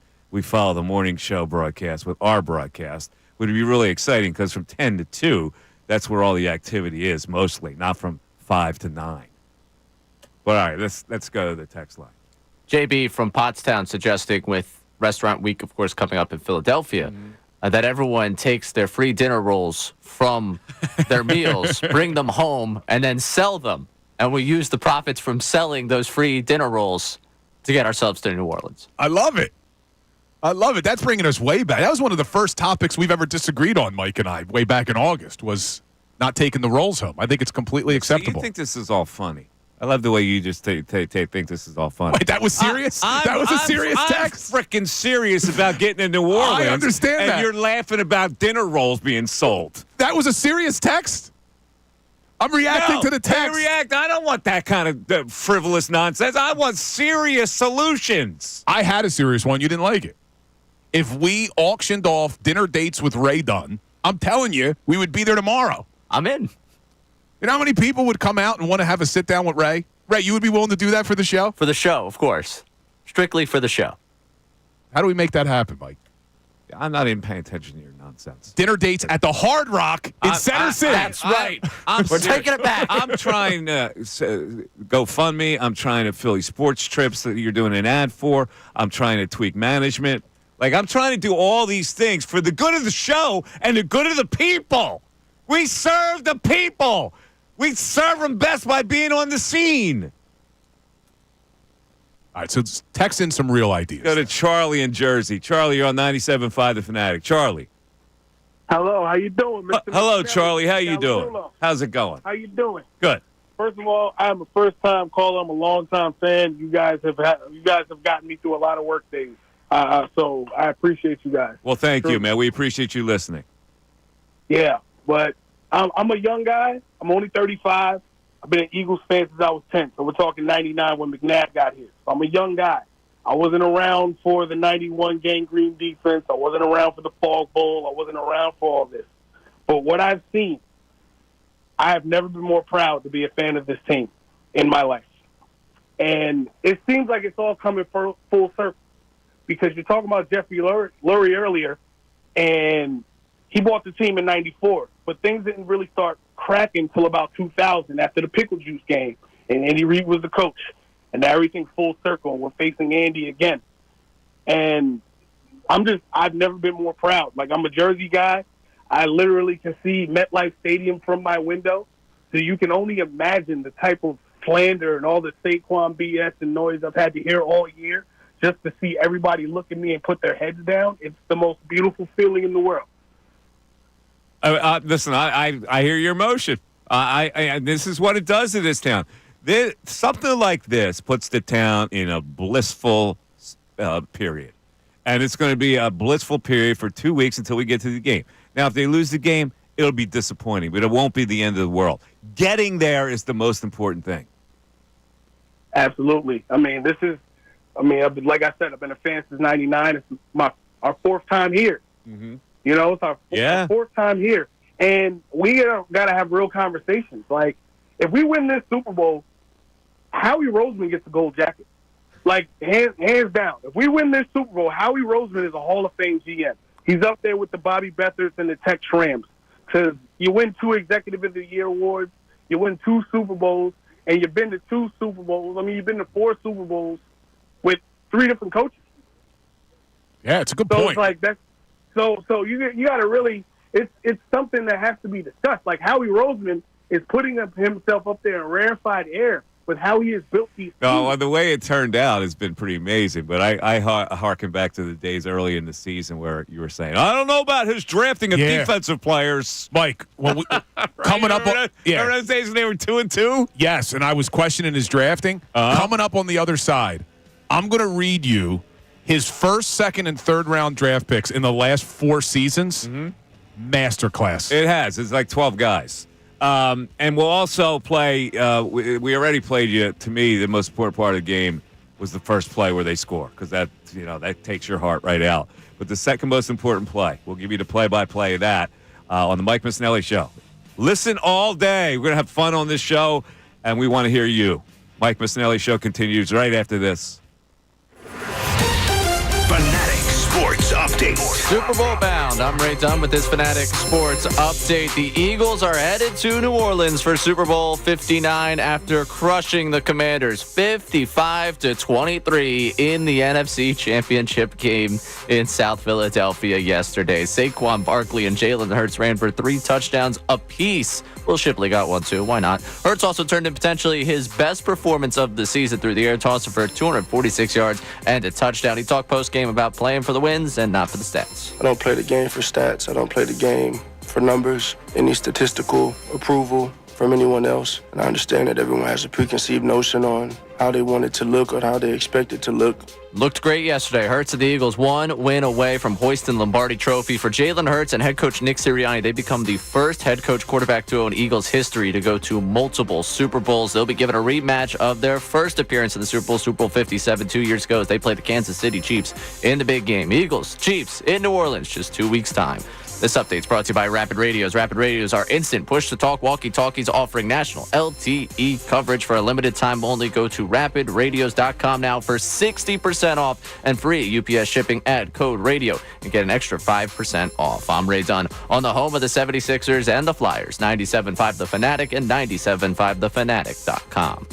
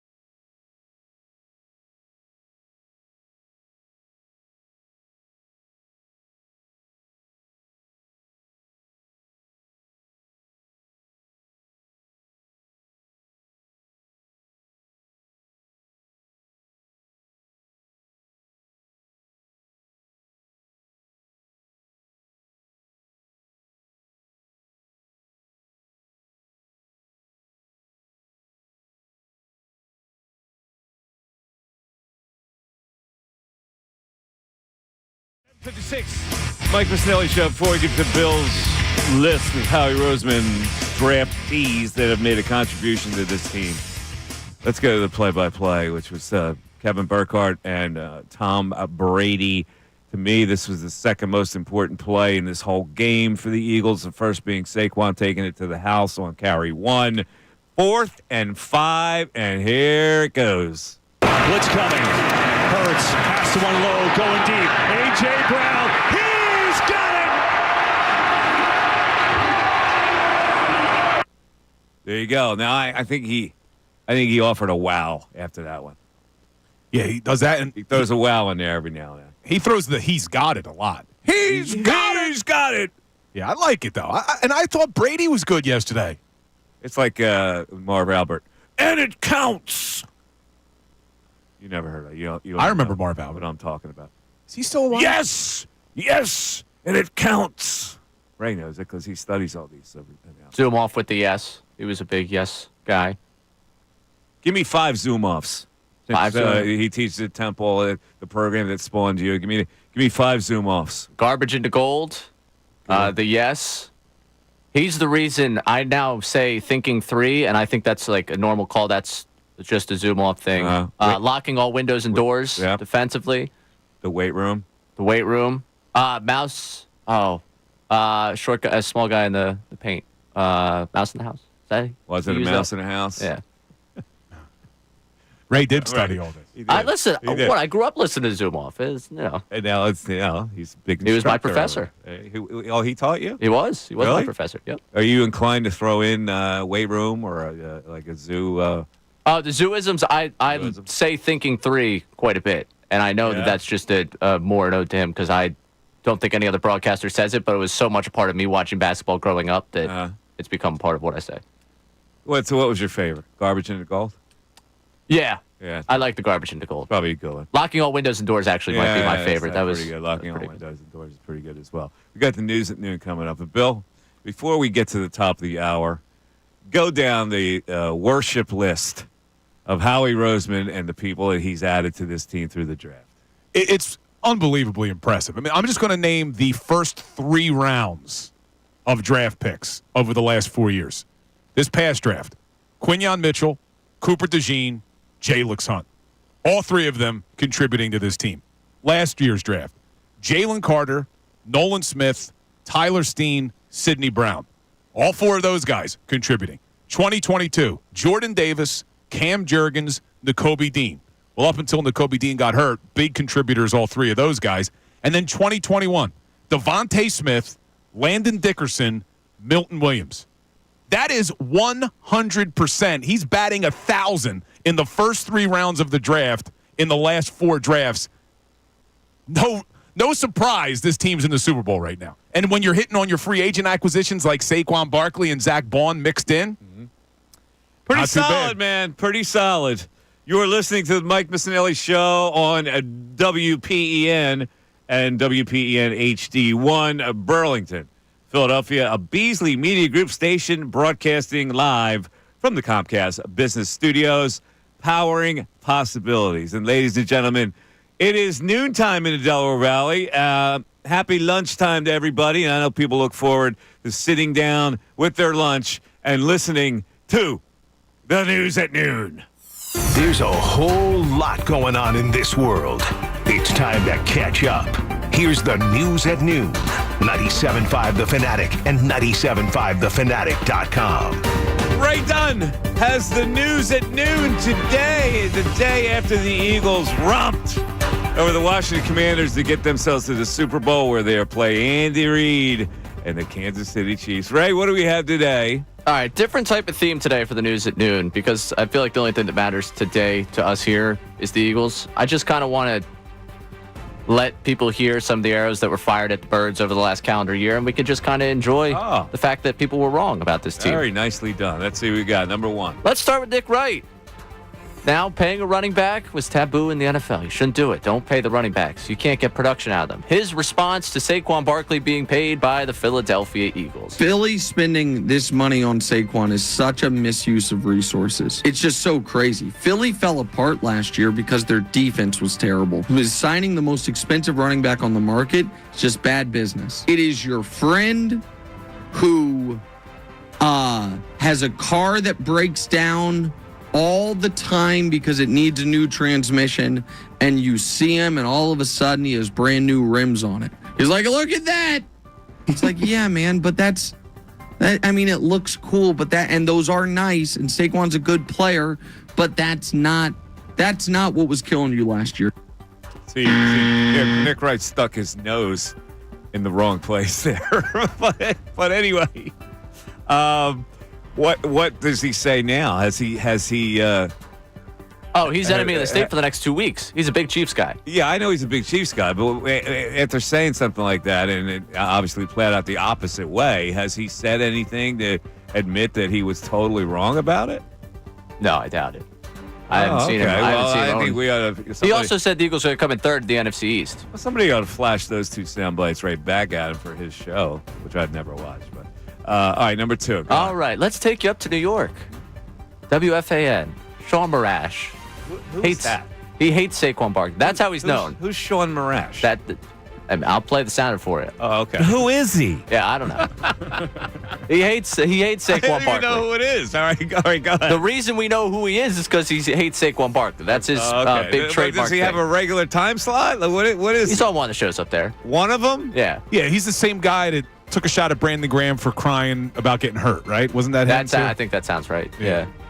Anyway, so after week 2, he was feeling himself when the Eagles lost to the Falcons. He felt great. Saquon dropped the ball, and he was in his glory. Let's just revisit the comments he had about Saquon Barkley and see if they held up to time.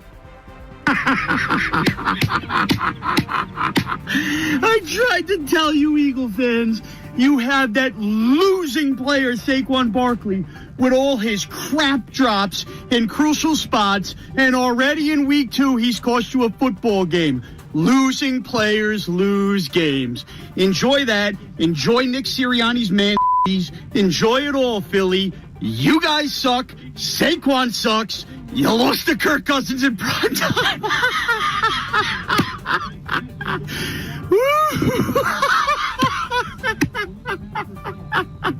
Fly, Eagle.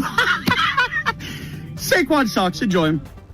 You see, this points out the state of sports talk radio kind of today, where they put little children on like that. Like I don't know. He's probably got like some inferior time slot. Well, he produces. Brandon, our YouTube producer, just texted me. He produces for Evan and Tiki. He's on Tiki Barber's show. Is that what he does? Okay. Well, so in other words, he's an irrelevant. He's background player. I don't remember that soundbite. That's trying so hard. It is. It's so forced. It's putting children on the air that don't deserve to be on the air yet because they're not seasoned enough. But all right. But Sean Marash, whoever you are, dude. Let's keep it with children here. All right, go ahead. The child of one Phil Simms. Oh, okay. Radio Row last year at the Super Bowl.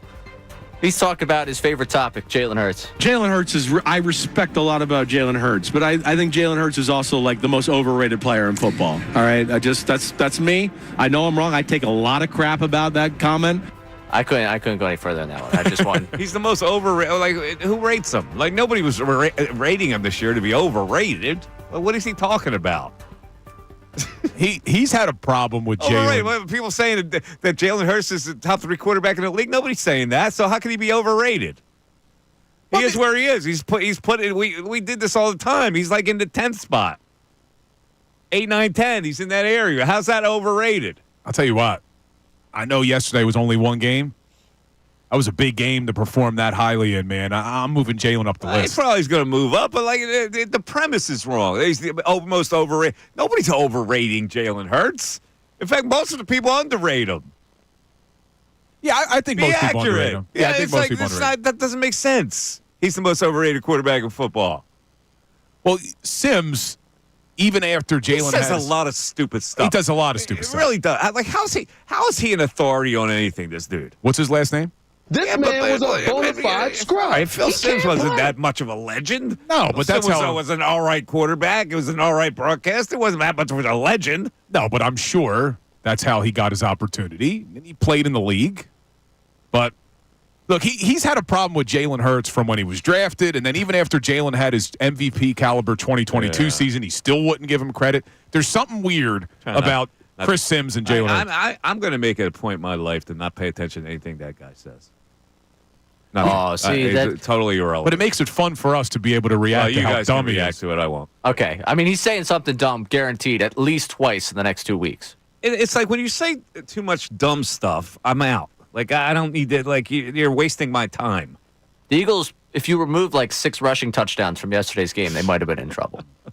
Chris Simms. All right, so yesterday we had the actual broadcast of the show.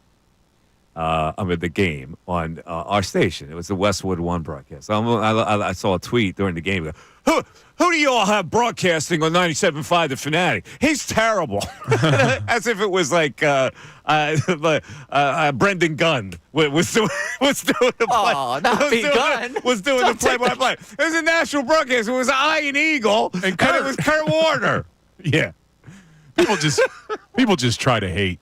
By the way, speaking of Brendan Gunn, did you see before the game he played Eagles Commanders on Madden, and he had the Eagles score 52 points, and he posted it saying, "Book it." Everyone's like, "You're crazy. Wow. You're crazy." Look at that. Eagles put up 55. Not Gunner. realistic. Wasn't realistic enough. Wasn't Pretty impressive. realistic. All right. Your phone calls and texts and everything else that we got going today. 610-632-0975. The 12 o'clock hour is brought to you by Service First Heating and Air Conditioning. Get 0% financing for 72 months and a $500 rebate when you purchase a complete heating and cooling system from Service First. Learn more at ServiceFirstHVAC.com. That GoFundMe, I'd like to see it get a little steam here. What do we got so far? We got $1.30. I don't think we got anything. We don't have anything. We have zero. Someone texted in asking for a sexy calendar shoot. We should sell those. Who's going to be in it? I assume us. Us? Please. Yeah. We're trying to make money. Please, can we go to New Orleans? The Eagles are in the Super Bowl. It doesn't happen all the time. Can we please join the morning show and broadcast from there? Mike Missanelli show continues. The Birds are NFC champions.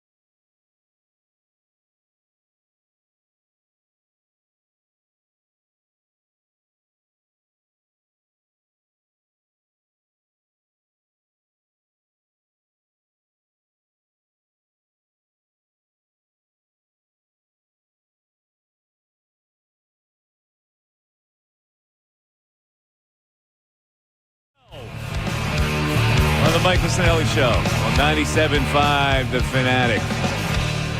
Do we have the coach's message after the game in the locker room anywhere?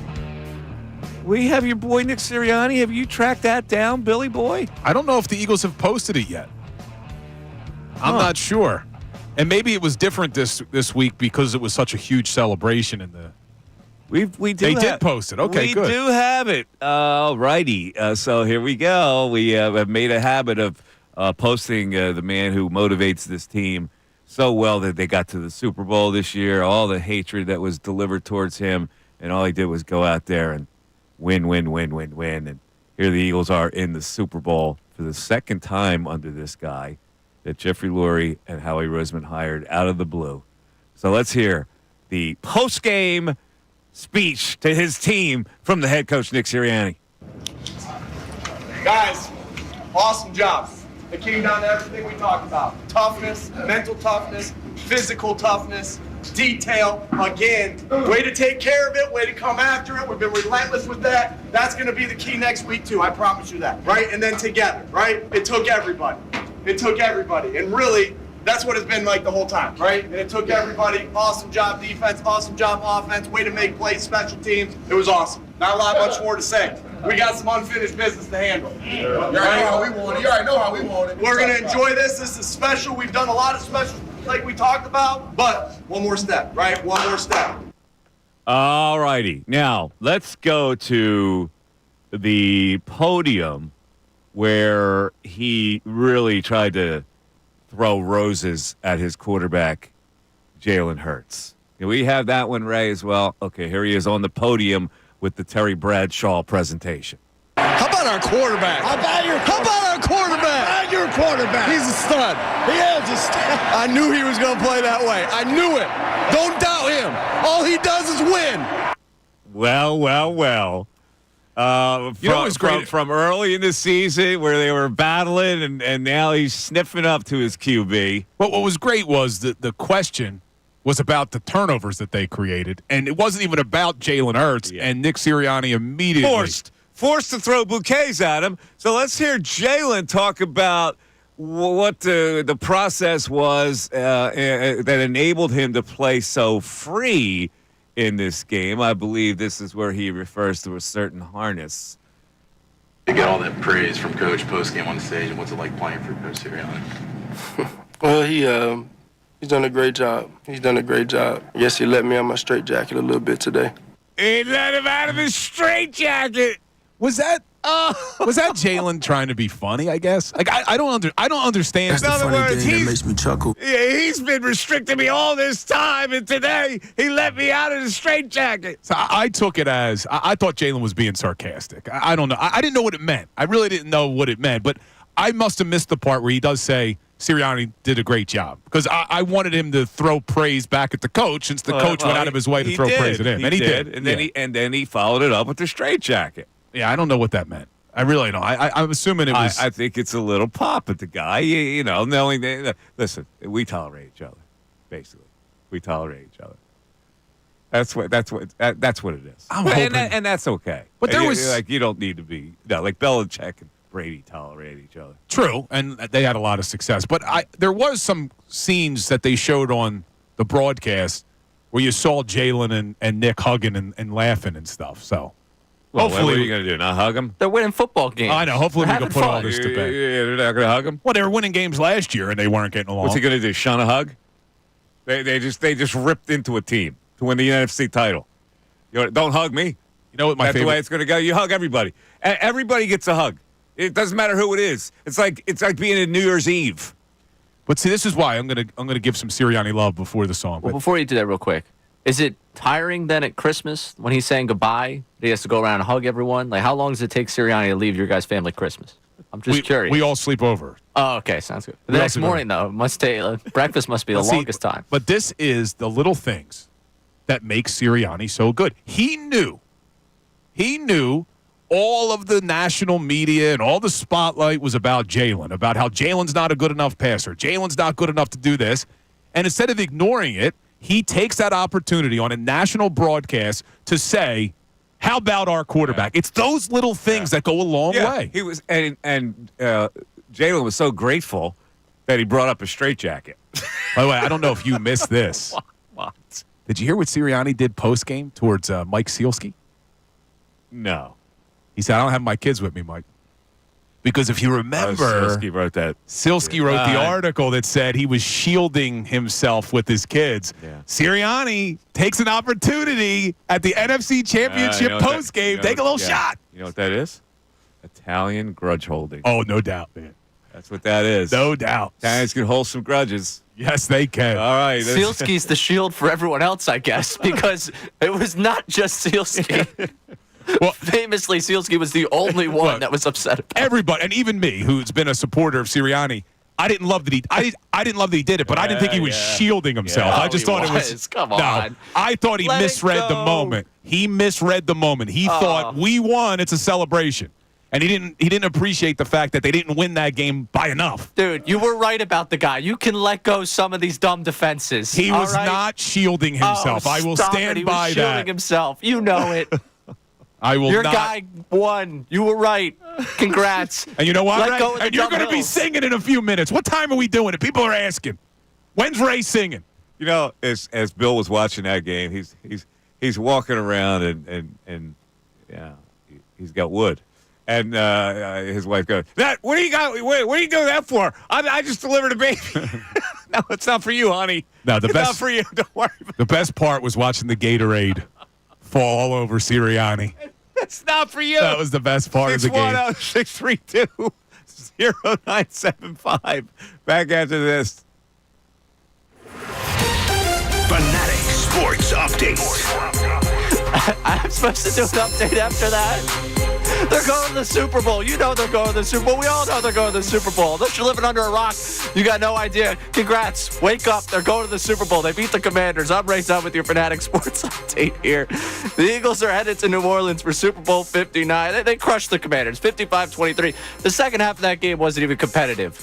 Tom Brady's making jokes on the broadcast. Will Shipley scored a touchdown. They had 7 rushing touchdowns in the game. All right, you saw it. We all know what happened to this one. Hurts had a fantastic game. He was tremendously impressive. And on the podium, Nick Sirianni threw roses at his feet. How about our quarterback? How about our quarterback? Your quarterback. He's a stud. He is a stud. I knew he was going to play that way. I knew it. Don't doubt him. All he does is win. And all this team does is win. All Sirianni does is win. Sirianni and Hurts, the first quarterback head coach duo to go to multiple Super Bowls with the Philadelphia Eagles, and they're getting a rematch of their first Super Bowl against the Kansas City Chiefs, a rematch of Super Bowl 57. Eagles, Chiefs in New Orleans in the Super Bowl in 2 weeks' time. This update's brought to you by Rapid Radios. Rapid Radios are instant push-to-talk walkie-talkies offering national LTE coverage for a limited time. Go to rapidradios.com now for 60% off and use free UPS shipping. Add code RADIO and get extra 5% off. I'm Ray Dunn in the home of the 76ers and the Flyers, 97.5 The Fanatic and 97.5thefanatic.com.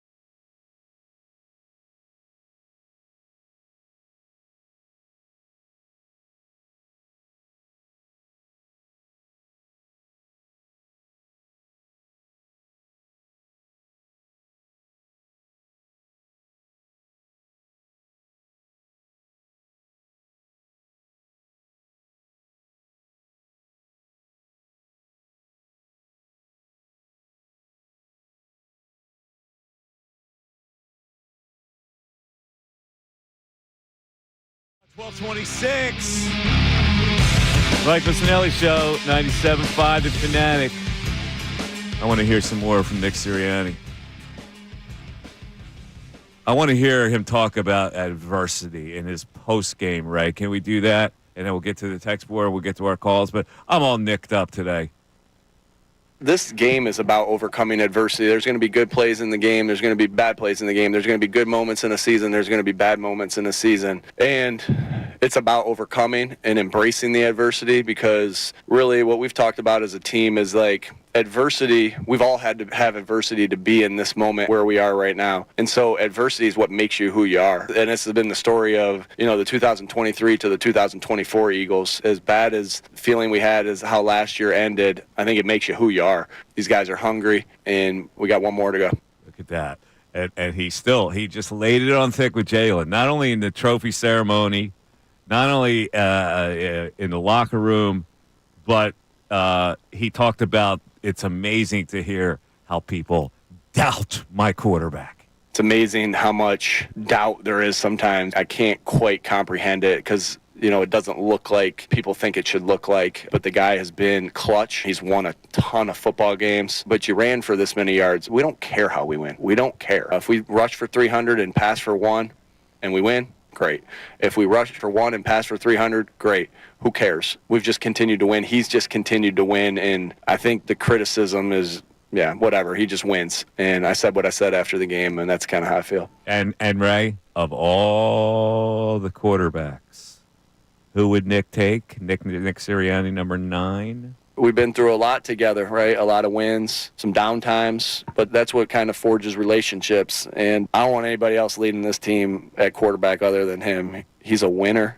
Again, it deals with so much criticism, which just blows my mind, right? Because of the questions I have to answer. I don't look too much into that, but the questions that I have to answer, and it's just like, man, this guy wins. I mean, he's won his entire life. Like, that's more important. Winning at quarterback is more important than any stat that you go through. And I'm sure it'll be the same thing. Like, well, he's got great players around him. Well, you tell me a quarterback that's won like this that has around him. Like, it don't happen, right? You talk about Joe Montana. Like, who was he throwing to? Oh, Jerry Rice, right? So it's like these guys that have been so good at this position have had great players around. Whether it's Brady with, the defense early on in his career, or Edelman or Gronk, you don't win in this game unless you have great players around. You don't win consistently unless you have great players around you. And sometimes I feel like it's a negative on him, and it's just, it kind of blows your mind. But he wins. He's a winner. I don't want anyone else leading us other than Jalen Hurts, and I'm proud of the way he went out there and battled today and played today, and he don't care about anything other than winning. I know that, and that's selfless. Yeah, it's the only I would maybe I'd want Patrick Mahomes over. I don't know. I mean, that would be a struggle. But but I get his point. The sentiment is correct. He's all about it, man. Let's get to the text board with more Jalen Hurts love today. This is a refreshing change for the text board. Usually I'm sifting through some hatred here. We got Jalen Hurts is a all-caps winner. So privileged to get to witness this part of his career. A game for him to cement his legacy as a champion in 2 weeks. Go Birds. Mark in Lehigh Valley. Then we got all caps from Terrence for the Northeast. I'll tell you when we get back to lowercase here. I don't want to hear any Jalen slander for the next 2 weeks. My quarterback came, saw, and conquered every opponent in front of them. He can't throw. Put up 250. He won't be able to run 3 touchdowns. Back to lowercase now. All this man does is win, which is the main thing we all pay attention to. I'm checking tickets on the bus for this one. Well, God, that's Terrence from the Northeast, fired up. My quarterback. Yeah. Did you see? This may have been the craziest stat that came out of yesterday. Jalen Hurts is the first quarterback since Jim Kelly in 1992 to lose his Super Bowl debut and get back. And that's a crazy stat. No quarterback since 92 has ever gone to a Super Bowl, lost the first time, and ever got back again in their entire career. Is that just a fluke? Yeah. Or does it just show it's that hard to do? The fluke. It's that hard to do. It's all of that. It's hard to get back to the Super Bowl. Let me give you another one. You know, your team has to be good enough to get back to a Super Bowl. This Eagles team is. Let's give you another one. Jalen Hurts is only the 8th quarterback. You love these stats. I man. do. You love them. He's only the 8th quarterback ever to go to 2 Super Bowls in his first 5 career seasons. The other 7 quarterbacks, Brady, Mahomes, Russell Wilson, Ben Roethlisberger, Kurt Warner, Troy Aikman, John Elway, and now Jalen Hurts. Keep the main thing the main thing. All they do is win. Look, I know there are people who don't love Sirianni. I know there are people who don't love Jalen Hurts. But at this point, as Eagles fans, we have to start appreciating the duo that we have here in Philadelphia. Because like Sirianni said, all Hurts does is win. You've heard me say it. All Sirianni does is win. No matter who you put around them, they're the 2 leaders of this football team. And they win a lot of football games, man. So much good. Appreciate it, Eagles fans. It's a magical team. Magical season. I'm the smartest coach in the world. Defense has nothing to do with it. Well, it certainly does. Nah, it's all Jalen and Nick. Well, they're the. What would you say the most important position in all of sports is? Quarterback. Quarterback. Yeah, but in this case, the most important position was the running back. In this particular year, it wasn't the quarterback. The running back was the most important position. Would you not agree with that? I don't think if you put another quarterback back there, any quarterback, that this team is 17 wins on the season and a Super Bowl berth just because of Saquon. Saquon helps, of course, but you're telling me you could have put anybody at quarterback? Well, when a guy has an all-world year, now maybe he was helped by the fact that Hurts is a threat to run, and that loosened things up. Definitely helped by for that. the running back. But my God, the most important member of this team was Saquon Barkley. They don't win without Saquon doing what he did. Do they win without Hurts? I don't know. They, the passing game would have been so much different. Like, they found a formula where this guy kind of carried them. I mean, let's face it. Like, I'm not trying to criticize Jalen Hurts here, but come on. All right, let's go to Paul in Lansdale. Paul, you're on 97.5 The Fanatic. Paul. I think it's Raul. Oh, it's Raul? Oh, okay. Go ahead, Raul. Mike, this is your buddy Raul. What's up, Raul? We talked before. I have my own podcast, Rocking with Raul and the Three Amigos. Oh, yes. YouTube. Yes. Yesterday, game was amazing.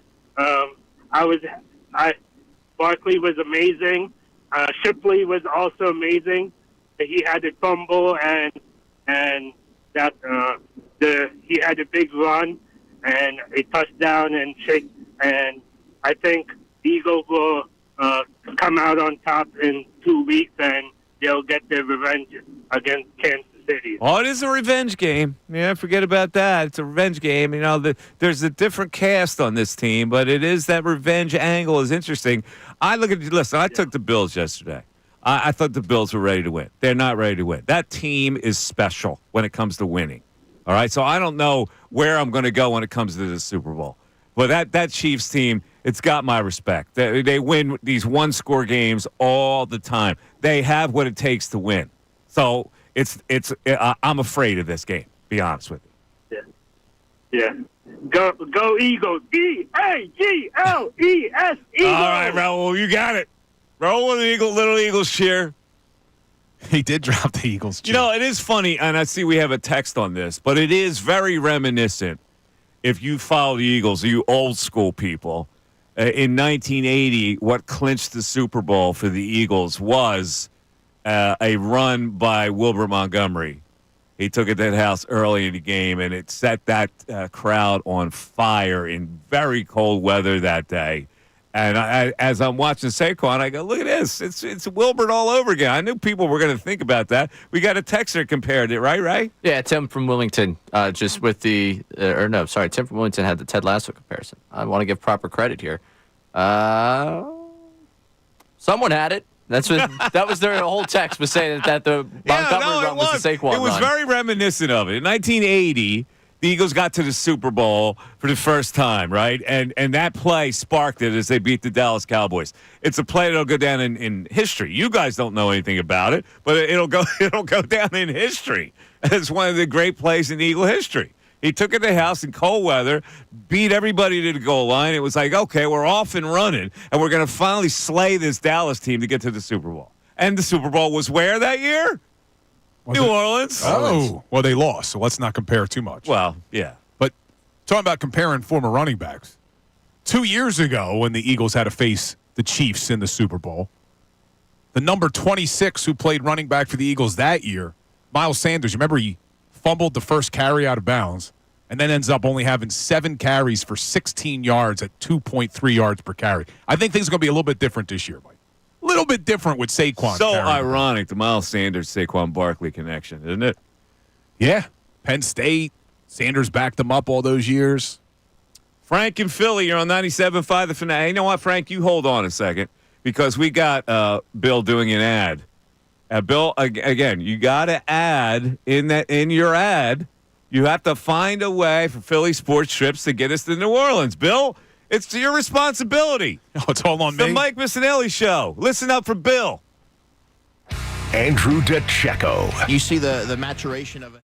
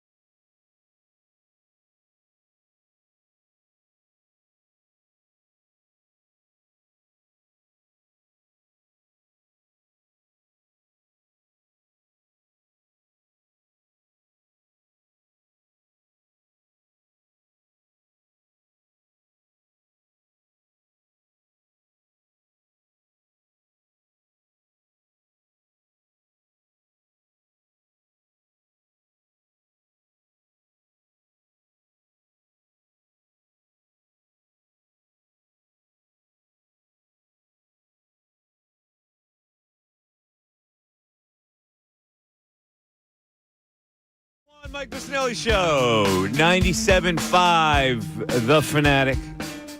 That's how you climb in. I want to hear some excitement from people, what you're going through as you're watching that game. Now, it wasn't an exciting finish, so you knew the result early on in this game. I knew it in the first half.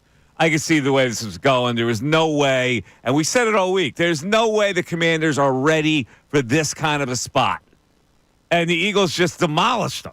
So, the mystery was taken out of it. But what was the emotion that you felt watching that game, knowing that they were going to the Super Bowl? We saw the emotion afterwards. People poured into the street. They shot a gun up in the air. They climbed the light post. Paul George got stuck in traffic. Yeah, Paul George got stuck in traffic. I don't know what he's thinking. What was he doing? Why is he traveling down Broad after the Eagles win? Did he not realize? Was he traveling from the facility? Ray, do you know information on this? No. Did you see the video that I did Mike's see the referring video. to? Yeah, no, he looks annoyed as all When get did out. they play? They played Saturday night in Chicago. All right, so did they take a morning flight back home? I'd assume they probably took a charter right after the game, right? Oh, I don't know. I'm trying to figure out why he'd be on Broad Street. The only thing I could think of is that the bus dropped him off at the facility. Well, they wouldn't be. They would be. Or he was at the Camden. game. Yeah, Maybe he was at the game. Maybe he was sitting in Josh Harris's suite for all we know. Did we get him at all in the we broadcast? didn't see Josh. I didn't see him. Did you see him? I did not, and I'm telling you, I wouldn't be surprised if Josh Harris said, "Don't show me," because But it's TV. Like, I understand not showing him on the screen He can't at make the that stadium. call. Don't show me. He can't make that call. Well, I'm Did assuming Goodell make that call? He was there, right? I mean, he had to have been there. Yeah, He had to have been there. Now, did you also see that following the game last night, the Flyers took to social media congratulating the Eagles. The Phillies took to social media congratulating the Eagles. But the 76ers did not take to social media. Because they were celebrating their 2 wins, back-to-back wins. Well, They were. I don't think that's why. You don't think it's why? I think it's because the owner just lost the damn game.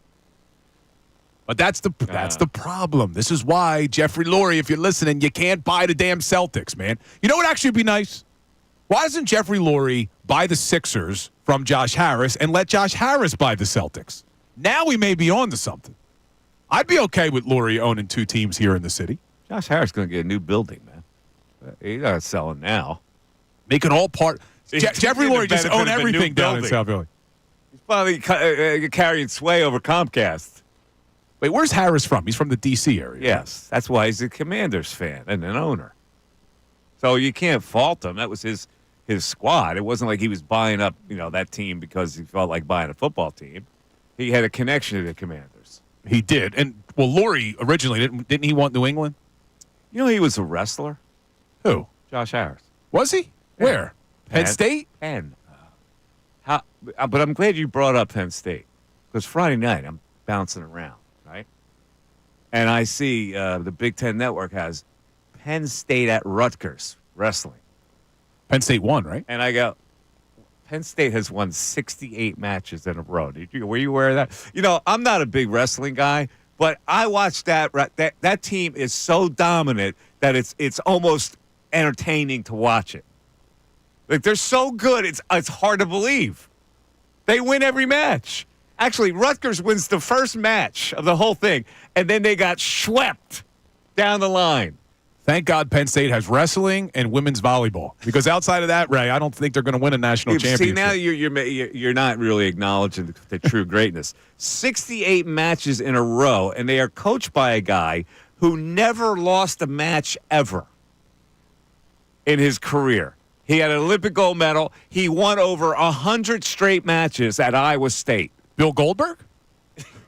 Okay. Goldberg. His name is Cale Sanderson. Get educated, man. Get your head out of just the one cloud. They are. Experience other stuff. But they do have a great wrestling program. They do. Every guy wins. You can't beat any guy on the team. It's like the most dominant thing I've ever seen. Now, did you tune in at all for, I don't even know if it was on TV, the bare knuckle fighting that was at Wells Fargo? No. Big crowd there. Was there? I think they had like close to 20,000 people there for that. I'm watching wrestling, man. Come on. All right, let's go Frank in Philly. Frank, you're on 97.5 The Fanatic. Going on, fellas? What's up, Frank? I think Dan Quinn in the first quarter going for that field goal, that was a killer. And then, you know what I mean, Nick did, because you don't like him, Mike. Second quarter, 4 minutes left, 4th and 5. That right there is called playing to win the game. You go for the kill shot. A.J. Brown, great ball by Jalen.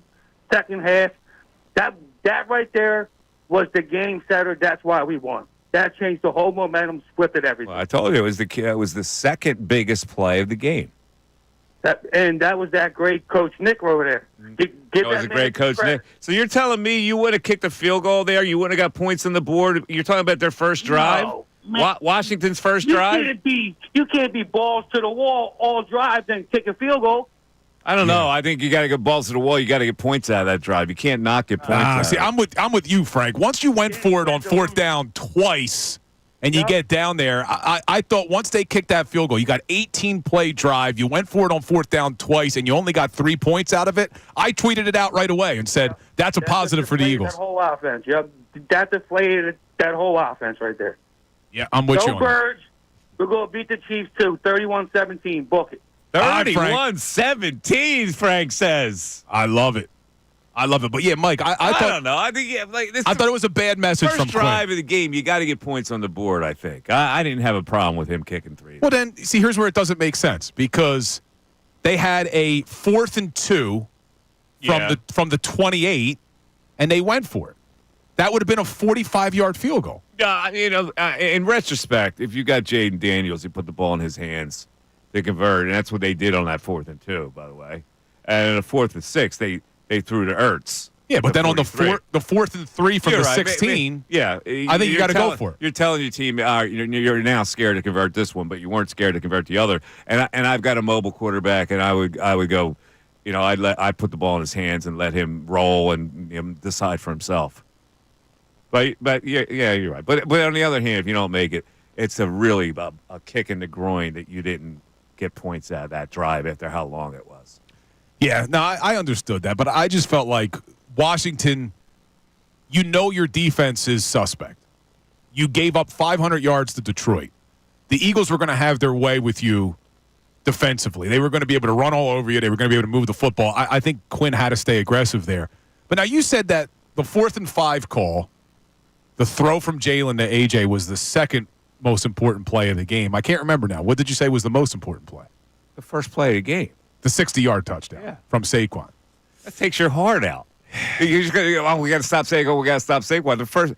He rolls for 60 and a touchdown. The first run play from scrimmage. When you talk about taking your heart out too, can we talk about defensive coordinator Joe Witt Jr.? You can't, as a defensive coordinator, go into a press conference a couple days before the game and pound your chest and basically say, we're going to hit Jalen like he's a running back, and if the offensive coordinator wants to run him, then so be it. And then your defense backs you up by letting up 55 damn points. Joe Witt Jr., how do you show your face now, man? That's embarrassing. You can't run your mouth and then give up 55 damn points. 610-632-0975. Back after this. Fanatic Sports Update. Super Bowl bound. I'm Ray Dunn. This update is brought to you by Delilah's. Don't miss any of the action on the hardwood and certainly any of the after parties. Show your ticket at Delilah's for complimentary admission after every home game. Delilah's Gentlemen's Club, always on top. The Eagles are headed to New Orleans for Super Bowl 59 after crushing the Commanders 55-23 in the NFC Championship game. Saquon Barkley and Jalen Hurts ran for 3 touchdowns apiece. Will Shipley got a touchdown in there too. Hurts also turned in potentially his best performance of the season through the air, throwing for 246 yards and a touchdown. After the game, Nick Sirianni took his time up at the trophy presentation to throw flowers at his quarterback. How about our quarterback? How about our quarterback? How about your quarterback? He's a stud. He is a stud. I knew he was going to play that way. I knew it. Don't doubt him. All he does is win. And he is 1 win away from hoisting the Lombardi Trophy. The Eagles get a rematch of Super Bowl 57 as they play the Kansas City Chiefs in the big game. Eagles-Chiefs in New Orleans in just 2 weeks' time. This update is also brought to you by Rapid Radios. Rapid Radios are instant push-to-talk walkie-talkies offering national LTE coverage for a limited time. Go to rapidradios.com now for 60% off and free UPS shipping. Add code radio and get an extra 5% off. I'm Ray Dunn on the home of the 76ers and the Flyers. 97.5 The Fanatic, 97.5thefanatic.com.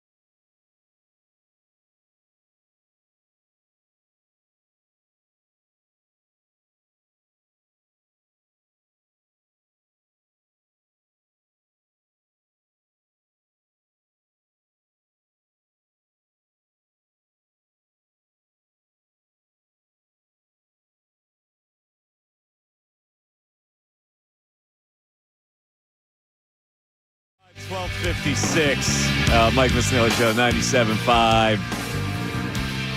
The Fanatic. So we get to the 1 o'clock hour. We're going to continue this. Go back to we have a lot of people on hold. We're going to get back to the text. Let me explain a little situation I had yesterday. And I felt so bad for this guy. All right. So, I took a one-day flight. I flew in the morning and I flew back at night. But I had to get a connection flight from Savannah Airport to Charlotte, and then Charlotte to Philadelphia. So the flight from Savannah to Charlotte is only like 45 minutes. So when you have when you're a big customer of American Airlines, they put you on a list to get maybe an automatic upgrade to first class. You never get it, but all of a sudden I get a notice saying I've been upgraded, right? So I get upgraded to first class on the 45-minute flight. So I'm waiting to board the flight. All right, whatever. It's like 45 minutes. Who cares? I see this guy, and he is morbidly obese. I felt so bad for the guy because he's really having a problem walking. He had to be over 500 pounds. I didn't know he was maybe he was on one of those TLC shows or whatever. But the guy, I go, man, this guy, have to move around. So I get on the plane and I look at my ticket, and it's 4F is the ticket. So I'm looking down on the first class. I look up, and my seat's the window seat next to my man. Yeah. So he gets a nice guy, and I wedge in. But as he sits down, my first class space has been completely taken. So I'm like, it's kind of squeezed against the window. Now, I'm not one of these guys that said, please give me another seat. I was like, I just got to suck it up. But 45 minutes. Right. So, but I'm literally pushed against the side. So I just put my earpods in, and I'm listening to music. And I see the flight attendant starts waving at me like this. And I'm not really hearing her, but I look over, I see her waving, and I take my earpods out. She goes, she said, row 2 is empty. Would you like to sit there? Like trying to save me or something. And I go, what do I do here? Do I do I say yeah? And I didn't want to make the guy feel bad. I was going to turn it down. The guy goes, yeah, why don't you sit in row 2? I think he felt bad about himself. Those are the kind of things that stick with me, man. I feel bad for people. And I go, if I say yes to the change, that'll make this guy feel bad. But then once he said, yeah, why don't you do it, I felt like liberated or something, that I could actually do it. But I was going to turn it down. Yeah, it was a little awkward situation. It's a very awkward situation. So, what she could have done is said, hey, listen, we're going to space everybody out for plane purposes or something. Made an excuse. Right? Instead of just saying but I didn't know. That's objectively worse. That's a horrible lie. Why is that worse? A horrible lie. For plain purposes, we're spreading people. Yeah, we're spreading people out. My first thought was to turn it down. I thought you were going to say she was going to yell at you for having your mobile device out before takeoff. No, you can have it before takeoff. As long as it's in airplane mode, right? It's got to be a small handheld device. Before takeoff. You don't have to. Handheld device. That's right. You can't have your laptop. Trust me, I can hear the announcement in my head right now. All right. Well, anyway, that's a story that goes nowhere. But I just thought I would tell it. We'll see what happens on our flight to New Orleans. Yes, flight to New Orleans. Has the GoFundMe had any traction? I'm still waiting for a link from the YouTube audience. I mean, all the great people that listen to our show, I would think they would be able to go fund us, or some wealthy man would donate just to have his favorite show. We're on the scene there. We were offered in exchange for not singing. Oh, that's got to happen in the 1 o'clock hour, folks. Oh, it will. It's coming up. Sirianni Love. You're listening to Mike Missanelli Show on WPEN. And WPEN HD Burlington, Philadelphia, Beasley Media Group station, broadcasting live from the Comcast Business Studio, powering possibilities. Back to the text board. Texter wants to shout out a few of those Eagles from yesterday. That's right. First off, this is Derek from Charlotte. First off, go Birds. Second, a couple of less talked about points. How about that kickoff unit? 2 forced fumbles in the playoffs that led to points. That's demoralizing for other teams. Also, shout out Landon Dickerson. That's a luxury to be able to move your guard to center and not miss a beat. It's a good point by the texter. I really thought when they announced that pregame that Juergens wasn't going to play, as confident as I was leading into the game, and I still thought the Eagles would win, I thought it would have a bigger impact than it did. I did too. I thought that they would be able to attack Tyler Steen. They did it one time where you made a mistake and they got a sack out of it. But for the most part, they all held up. And that's amazing. It really is amazing to me how together they are to be able to do that and how well coached they are by Stoutland. Sirianni is getting a lot of love today. He made 2 minor mistakes. He went for 2. They didn't get it. They went for 2. Probably was not necessary. And then he called a pass on a third down and and Hurts got sacked on a blitz. It took him out of a really legitimate field goal range because he missed a 55-yarder. And a lot of people were saying, well, why not run the ball there and just take the 3? You were ahead. It was 14-6 at the time. You would have made it 17-6. So minor mistakes by the head coach. All right, let's go to Tom in Alabama checking in. What's up, Tommy? Yo, Bill. Yo, Mike. What's up, Tom? How are you? I'm doing great. It's a great day. It's a great day to be a Philadelphia Eagle fan. You know that DeJean, who hits you, when he hits you, it's like he hits you twice. The Eagles traded 3 picks to move up and got 3 picks back, and they traded with the Washington Commanders. So it came back to bite them yesterday. That defense, it hits you, it works you, and it keeps wearing you down, and it takes your soul from you. And then when you combine that with a quarterback who played absolutely his ass off yesterday, and then with a guy, he shouldn't be the MVP. He should be the MVP / most valuable person in Saquon Barkley, because we are not there without Saquon Barkley.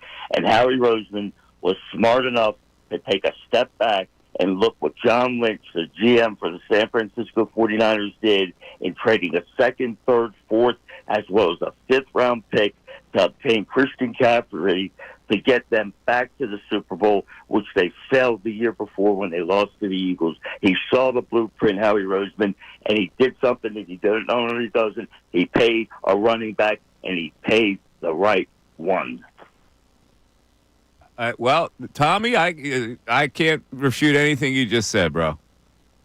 You know, it's just Fangio, too. By him getting him, we could have, Dean, Carter, Smith, Davis, all those guys could have went where we would have never saw their true talent. But he got him in there, and he put them in the right position to excel. Well, here's the thing about him: he knows how to coach certain players that have the mindset to be coached. Like he didn't pull that off in Miami. They didn't have that mindset. These guys all have that mindset. He's be able to train them. And you're right about those 2 violent Caucasians the Eagles have out there. They got 2 of them. You know, that old saying where the players aren't going to listen to them or whatever, they bought in to a system, and I have to give credit to, of course, Roseman and Laurie and Sirianni. I mean, he's come a long way. He sounds a lot different, and we are 4 quarters away. We are 1 hour away from obtaining our 2nd Super Bowl. EAGLES. Eagles, damn it. Yeah, great call by Tom. That was a low-key Alabama Eagles cheer. Great call by Tom there. Blankenship's a violent bastard, too, man. The whole defense. Look, it's infectious. Gene and Blankenship do really well to lay the wood on you. I'm trying to think of other violent Caucasians out there, like Anzalone for the Lions, violent. The guy from Buffalo.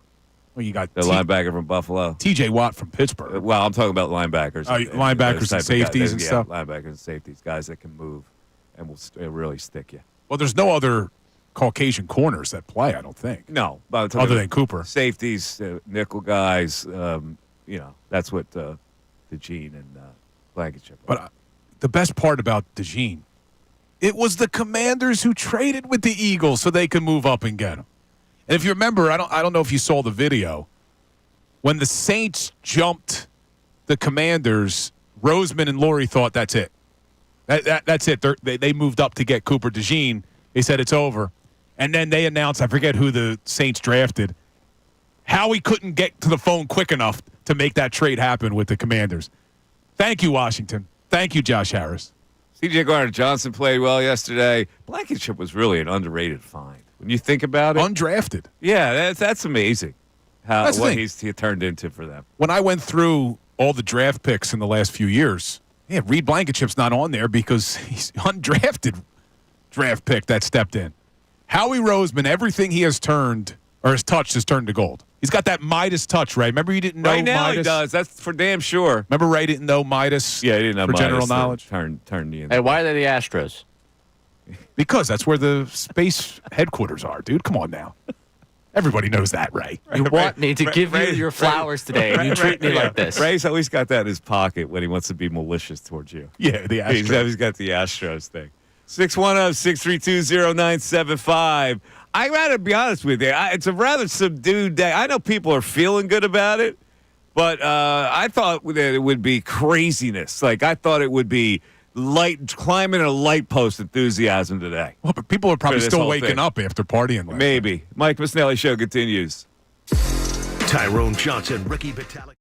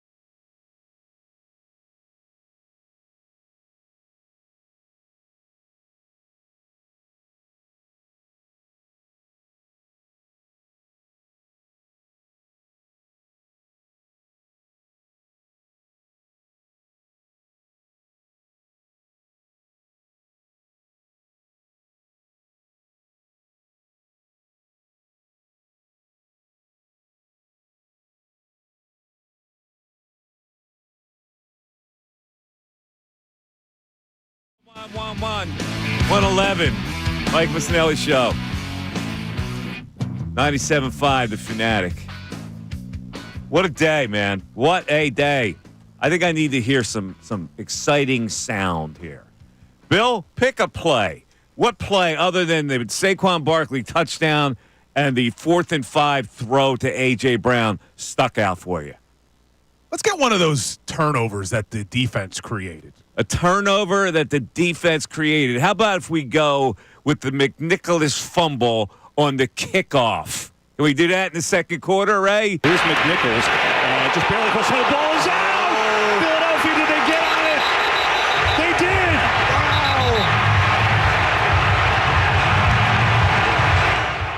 Wow. All right, there you go. That was a huge play because when we go back to the 4th and 5, where the Eagles go for it in a 14-12 game, they convert on the 4th and 5. They end up scoring the touchdown, going up 20-12, and then that play that you just played, that fumble happened on the next kickoff. It's 27-12 in a blink of an eye. When you think about how different things could have been if they don't convert on the 4th and 5, it's a 14-12 game. Who knows what happens? It goes 27-12 in less than a few minutes. Great job creating these turnovers. And Will Shipley, I saw a stat on there. He created that turnover, that fumble. There's only one player in the history of the NFL that has a rushing touchdown and a forced fumble in a playoff game. And his name is Will Shipley. How crazy is that? Now, I don't know if that's true. I saw it on Twitter, so we'd have to fact check it, but that would be wild. Yeah, I feel bad for Will. What do you feel? He's a rookie. He's destined to be a special teamer for many years. I don't know about that. Really? I don't know about that. I could see him carving out a role as kind of a change of pace back, third down back. We'll see. Change of pace back with who? Barkley? Well, Sirianni loves Kenny Gainwell. Loves him. He talks about him all the time. But they'd have to pay Kenny Gainwell to keep him here, and I don't think he's going to get a lot of money. But Shipley's not a change of pace from Barkley. Gainwell is more. Shipley's a straight ahead runner. But I could see you carving out a place for Shipley in this offense. I mean, look, you saw it on full display. The kid's got some moves on that kickoff. The kickoff return he had on that big run. He can catch the ball out of the backfield. I don't know. Don't count him out. Don't count out Will. Be thunder and whitening. There we go. How about that nickname? But he can't get in the exciting whites. The exciting whites is just Reed and Cooper DeJean. That's thunder and whitening is almost as good as your podcast DNP. That's right up there. I was pretty upset over this weekend thinking back to that. Like, damn, Bill really did come up with something good there. Podcast DNP may be my best work yet. Good one. All right, let's throw the Commanders a bone. There's a lot of sad Commander fans out there. So let's give them the one play that gave them a little bit of excitement, and they caught the Eagles with their pants down a little bit. The fake punt by Tress Way and the completion. Here it is. The snapper, not much of a rush. Oh, they're going to fake it. The throw, it's caught at midfield. Way makes the connection with Sinnott. Washington goes into the bag of tricks, and it works on special teams. First down. All right, that was the Westwood One broadcast, right? Was that Italian Eagle? That was on that call. They got Trot Jr. on it. Was it? Yeah, well, was it Trot Jr.? Yeah, it was Trot Jr. If you go back and watch what the guy does on the end, is he pretends like he's blocking. So Trotter Jr. thinks that the guy's not going out there, and then boom, the guy tricked him, and it was Trot Jr. that Sinnott, that play. his 5th catch of the year, I believe it was. Yeah, look, gutsy call. See, this is why I keep going back to Dan Campbell would have done that. He would have, and it would have been stupid if it was Campbell. But with Quinn, you don't kick a field goal to open up the game after you've gone for it twice on 4th down on an 18-play drive, but then decide to go for a fake punt from your own end. Like, he had to stay aggressive, and he didn't early, and I think that came back and changed the whole tone of that football game. Yeah. All right, let's go one more, since we just did that fumble. This was a key play, too, in the third quarter. Burks forcing the fumble, and Bond with the recovery. A monster play here, because Washington thought that they could get back in it. Here it is. Daniels. Goes far side. Ball is out! And the Eagles have it! Another turnover for Washington, their 3rd of the day! All right. No wow there either. That was huge from Warren Burks. I missed all these highlights of no wows. All right, let's get back to the phones. David in New York. David, you're on 97.5 The Fanatic. David. Hey, guys. First of all, Mike, I would have been in aisle 2 so fast it would have made your head spin. So, I make the guy feel bad. I get it. You are a nicer person than I am. No I know he's just struggling. I don't know. It's some people like that. They have a problem. Somehow they. I feel sorry for him. I feel bad for him. Listen, I'm nominating you for the 97.5 Walter Payton Man of the Year. Thank you very much. I will accept that. The other thing real quick is for the nicknames, Crackerbacks? No? Maybe? No? Okay. Wait, what was the name that you want to call him? Crackerbacks. Backs, crackers, backs, crackerbacks. Cracker. Is it crackers? Crack. Oh, I get where you're going. Cracker backs, meaning they're white? Yeah. No, man, we can't. No, I don't like it. We can't use cracker. I don't know. I was trying to figure something out. It's not bad in a bar, that name, but not public. No. I apologize. Cracker back. He said it with such confidence. I didn't understand what he was saying. Oh, my I God. apologize for my misstep. I'm terribly sorry. Hey, the one thing I wanted to ask you about that I've been kind of flipping back and forth between the station all morning and the national media to see how much play this is getting, and it doesn't seem to be. Not only am I super excited about everything, great game, great team, love this team. I'm looking forward to the Super Bowl, amazing. But what I'm so stoked about is how young we are. I was looking up everybody's ages this morning, and other than Slay, our entire stars, our entire team basically is between 21 and 27 years old, and I'll bet you the mean age is about 25. Yeah, they built it exactly like the Sixers, didn't they? Yeah. It's this one. Yeah. It's the same MO. Just a little different. A little different. No, that's a good call by you. They're going to be together for a while now. Now you're going to have to pay this linebacker, so that's going to jostle their payroll a little bit. Yeah, but Howie's so good with numbers. We'll figure it out. I'm not worried about having to pay a linebacker that earned that money. And talk about earning your money. He earns his money. And we always seem to figure out how to get guys paid, keep them on, everybody's happy. It's a good team, man. I think we're going to be a good team for a long time. Thanks for the call. All right, man. I think you're right. Well, let's look at the defensive backfield. That's pretty. It's pretty backed up with you too. Yeah, it's incredible how much they've revamped the secondary. But Zach Baun, there was an article on CBS last week. They named 9 defensive players who earned a big payday this offseason. 2 Eagles were on it. Not only Zach Baun, Milton Williams.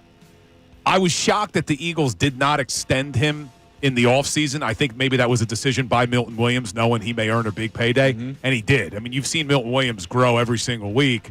I'm not sure they're going to be able to keep Milton Williams and Zach Baun. You got to make a decision. Are you exercising Jordan Davis's 5th-year option? But we'll talk all about all that in a few weeks. Let's get to the Super Bowl. 610-632-0975. Still room for your call as we react to the Eagles just demolishing of the Washington Commanders. Not ready for primetime Commanders. Maybe one day they will be. Not now. Mike Missanelli Show continues. Fanatic Sports Update.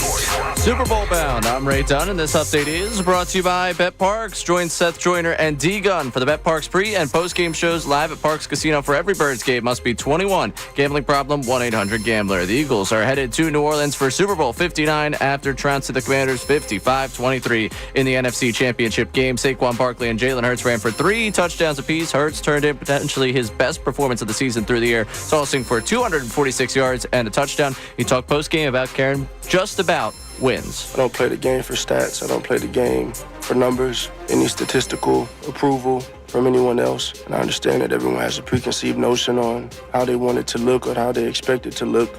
They looked pretty good, and Hurts and the Eagles are now 1 win away from hoisting the Lombardi Trophy. They'll be given a rematch of Super Bowl 57 as they play the Kansas City Chiefs in the big game. Eagles, Chiefs in New Orleans in just 2 weeks' time. This update's also brought to you by Rapid Radios. Rapid Radios are instant push-to-talk walkie-talkies offering national LTE coverage. For a limited time, go to rapidradios.com now for 60% off and free UPS shipping. Add code radio and get an extra 5% off. I'm Ray Dunn, the home of the 76ers and the Flyers. 97.5 The Fanatic, 97.5thefanatic.com.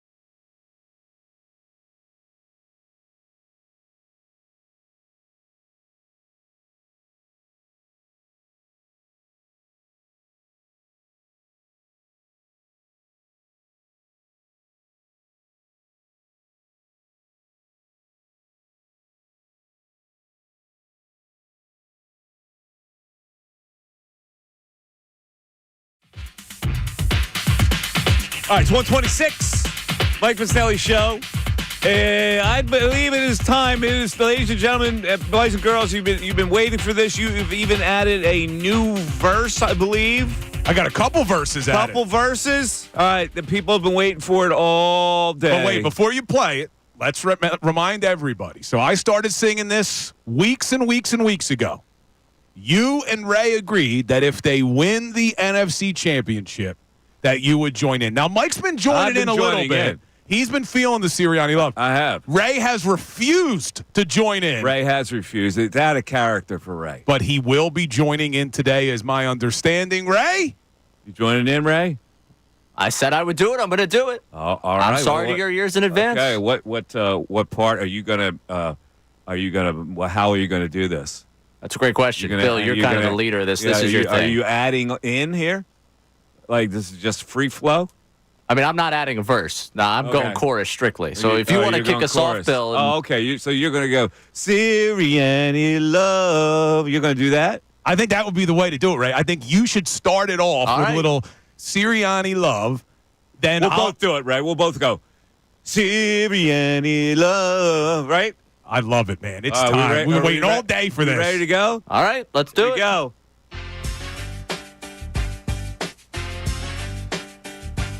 Oh, I was ready to go. Hold on, stop. Okay, we need to get this figured out. I thought you were doing it with me. I don't see you getting ready to speak. Turn the music down. You have to do it. Love first, and then you hit it. Then you hit the song. Yeah, you got to go a cappella, then you hit it. Oh. All right, let's try this one more time, Ray. All right, so you and Mike are going to start us off, and then I'll take it. Okay. All right. Here we go. Ready, Ray? Ready. 1, 2, 3. Sirianni love. Oh, here we go, baby. Our Victory Monday tradition. Some Sirianni love. Sirianni knows how to coach. Knows how to coach. Sirianni knows how to coach. Knows how to coach. In the city of brotherly love. Brotherly love. He keeps on winning. Keeps on winning. Keeps on winning. All right, here we go, baby. We're adding some verses. Now let me welcome everybody to the Super Bowl. Eagles taking over because we on a roll. Bro. New Orleans, here we come. We coming for the win. Sirianni's got game. Let the victory begin. Fly, Eagles, fly. We're here to dominate. The Chiefs can't hang. It's time to celebrate. From Philly to the Bayou, the victory's here. Sirianni's the man. He should be coach of the year. Sirianni love, baby.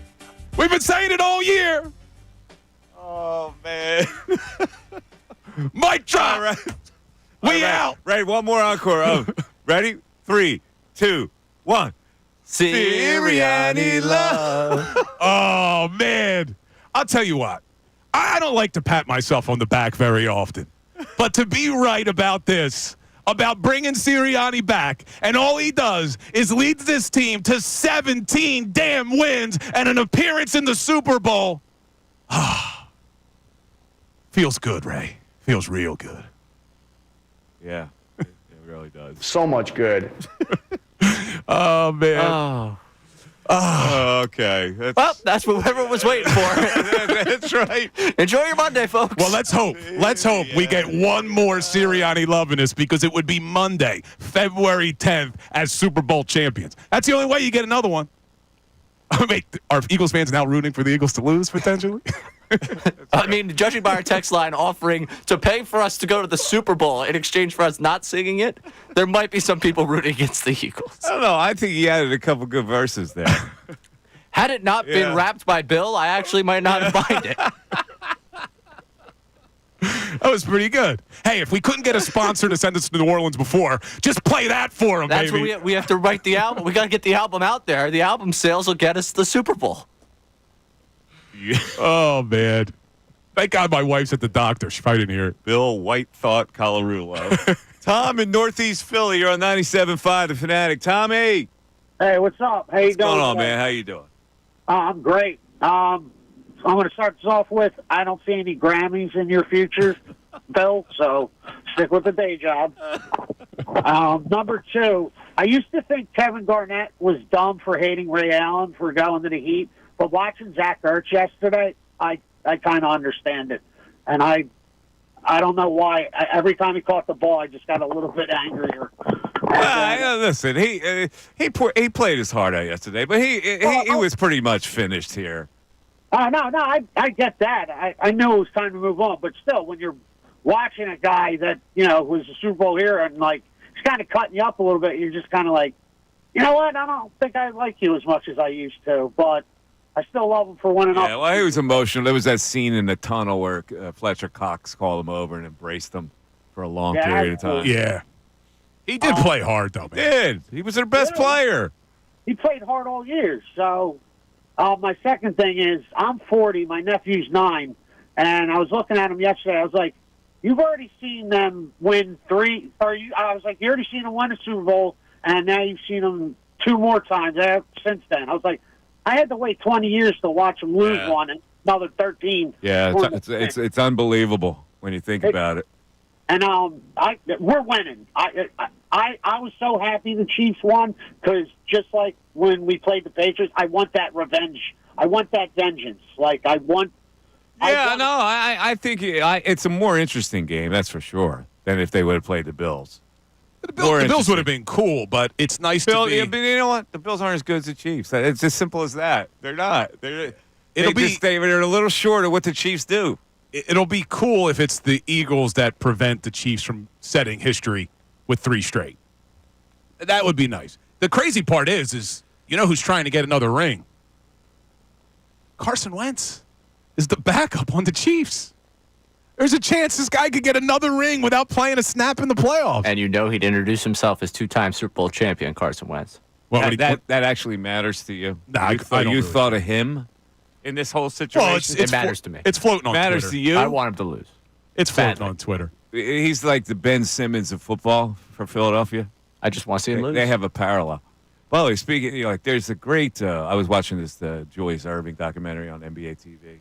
Kind of the same scenario where they couldn't win, and then they finally got over the top because Harold Katz, the owner of that team, passed away over the weekend.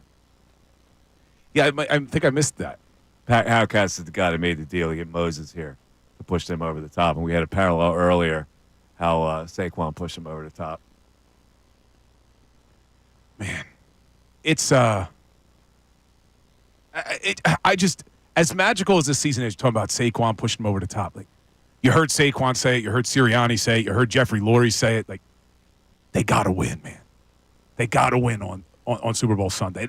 And then I have not I have not tuned into the feeling yet on whether they're going to win this game or not. Like I said, if they go to the Super Bowl and they lose to a better team, I would not be disappointed. This was the goal, to get there, and then we'll see how it plays out. Yeah, when we got 2 weeks. I don't know how that line. It's a point and a half Chiefs. I don't know where that line. Will that line sit there at a point and a half? I'm almost thinking the Chiefs get an extra little half-point nod. See, I think it may go the other way. Really? I'm surprised. I think it's going to come by kickoff. I would not be shocked if the Eagles are a point favorite. I think the money's going to come in on Philly. The only reason I don't think that is because of Spagnuolo's defensive reputation in conjunction with the Mahomes magic. The Mahomes magic is a real thing. Like we talked about the Washington Commanders, not a team of destiny, right? Teams of destiny, it's BS. I don't believe in it. But the Mahomes magic is real. It's phenomenal. He like that touchdown run he had at the end. I mean, come on. He is. He's phenomenal. He knows exactly what to do. Mike in Doylestown, you're on 97.5 The Fanatic. Mike. Guys, what a great day in Philly. I was thoroughly amazed in watching this game, and I don't know if Bill, you guys probably noticed it. Did you notice the couple blocks that Saquon put in picking up blocks? Yeah, we talked about it a little earlier in the show. He picked up a blitz, and he was a lead blocker for a really good play. Lead blocker. Just amazing. And then Will Shipley making tackles. And Gainwell, I mean, even though he got hurt, on special teams, it's just amazing how these guys all really buy into this system.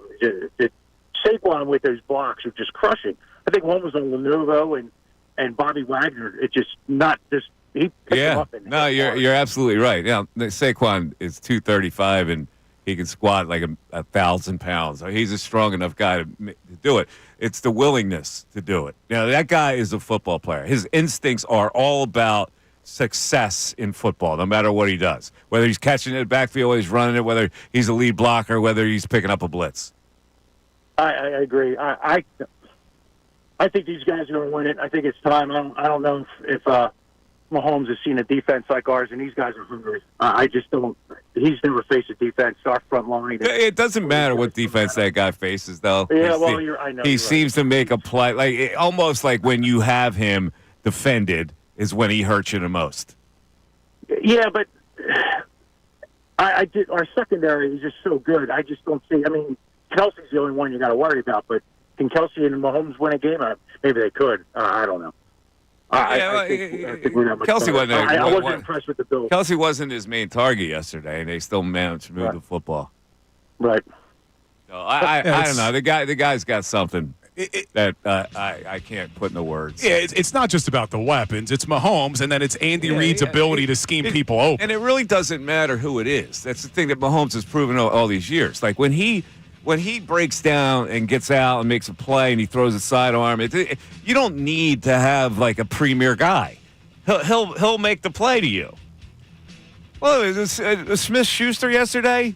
Yeah, he's making plays. With a play, it's like Xavier Worthy's making plays. Exactly. Kareem Hunt out of the dead comes back for them. There's something. That team is just phenomenal in the way they can win.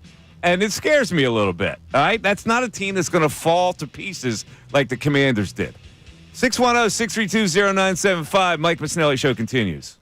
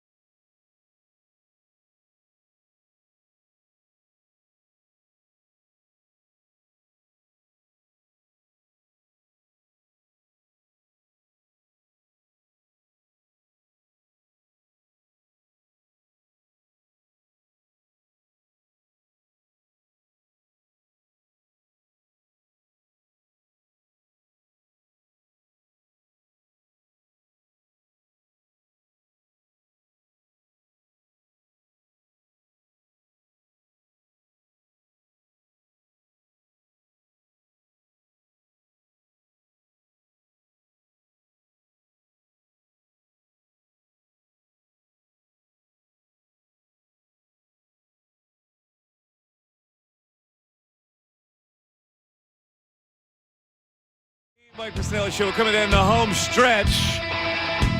Did we get any feedback on Aaron Andrews' faux purple fur coat that you didn't notice it and you were Ray? Did we get any feedback on the chat board there?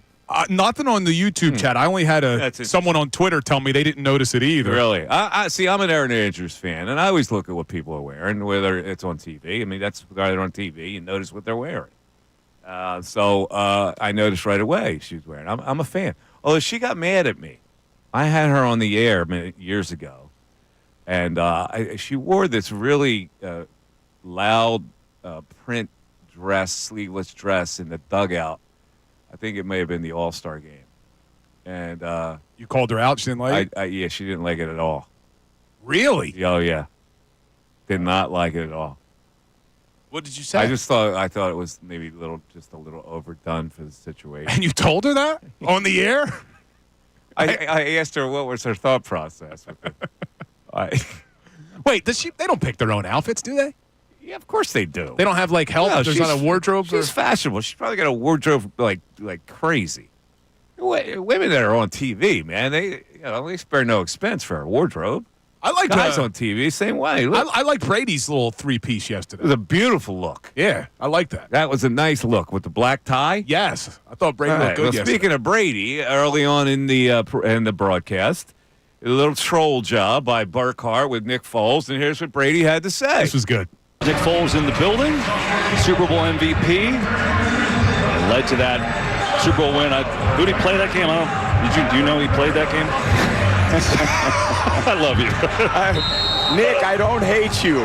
I'm just jealous of you. You caught it. I didn't. Yeah, well, he was referring to the play where they threw to Nick Foles. He caught it, and they threw it to Brady. He didn't. On a wide open play. Yeah, but that was so good of Brady because all we've heard since Super Bowl 52 was that Brady hates him. Nick Foles. Didn't shake his hand, and then there was another opportunity for him. The Bears, they beat him. Yeah, didn't do anything there. He hates him. But for him to come out like that, I thought that was a classy move. To say, I'm jealous of you, Nick. Nah, if you have to clarify you don't hate someone, come on. You know, if I was Brady, I would have done the same thing. Here I am, the best quarterback of all time. That schmo beats me. And what am I going to do? Schmo. We're going to stick around and shake his hand. I'm out of there. I didn't have a problem with him doing that. You can't call Nick Foles a schmo. Listen, okay, he's not a schmo. Semi-schmo. Yeah, he would have had a great Super Bowl champion. Super Bowl champion. Nick Foles. There's nothing semi about Nick But if Foles. I'm Brady, I go, yeah, I'm going. See that I did there? Ray saw it. All right, let's get some highlights here. This is the game the play that breaks Washington's spirit, and it happens to be the first play the Eagles run from scrimmage on offense.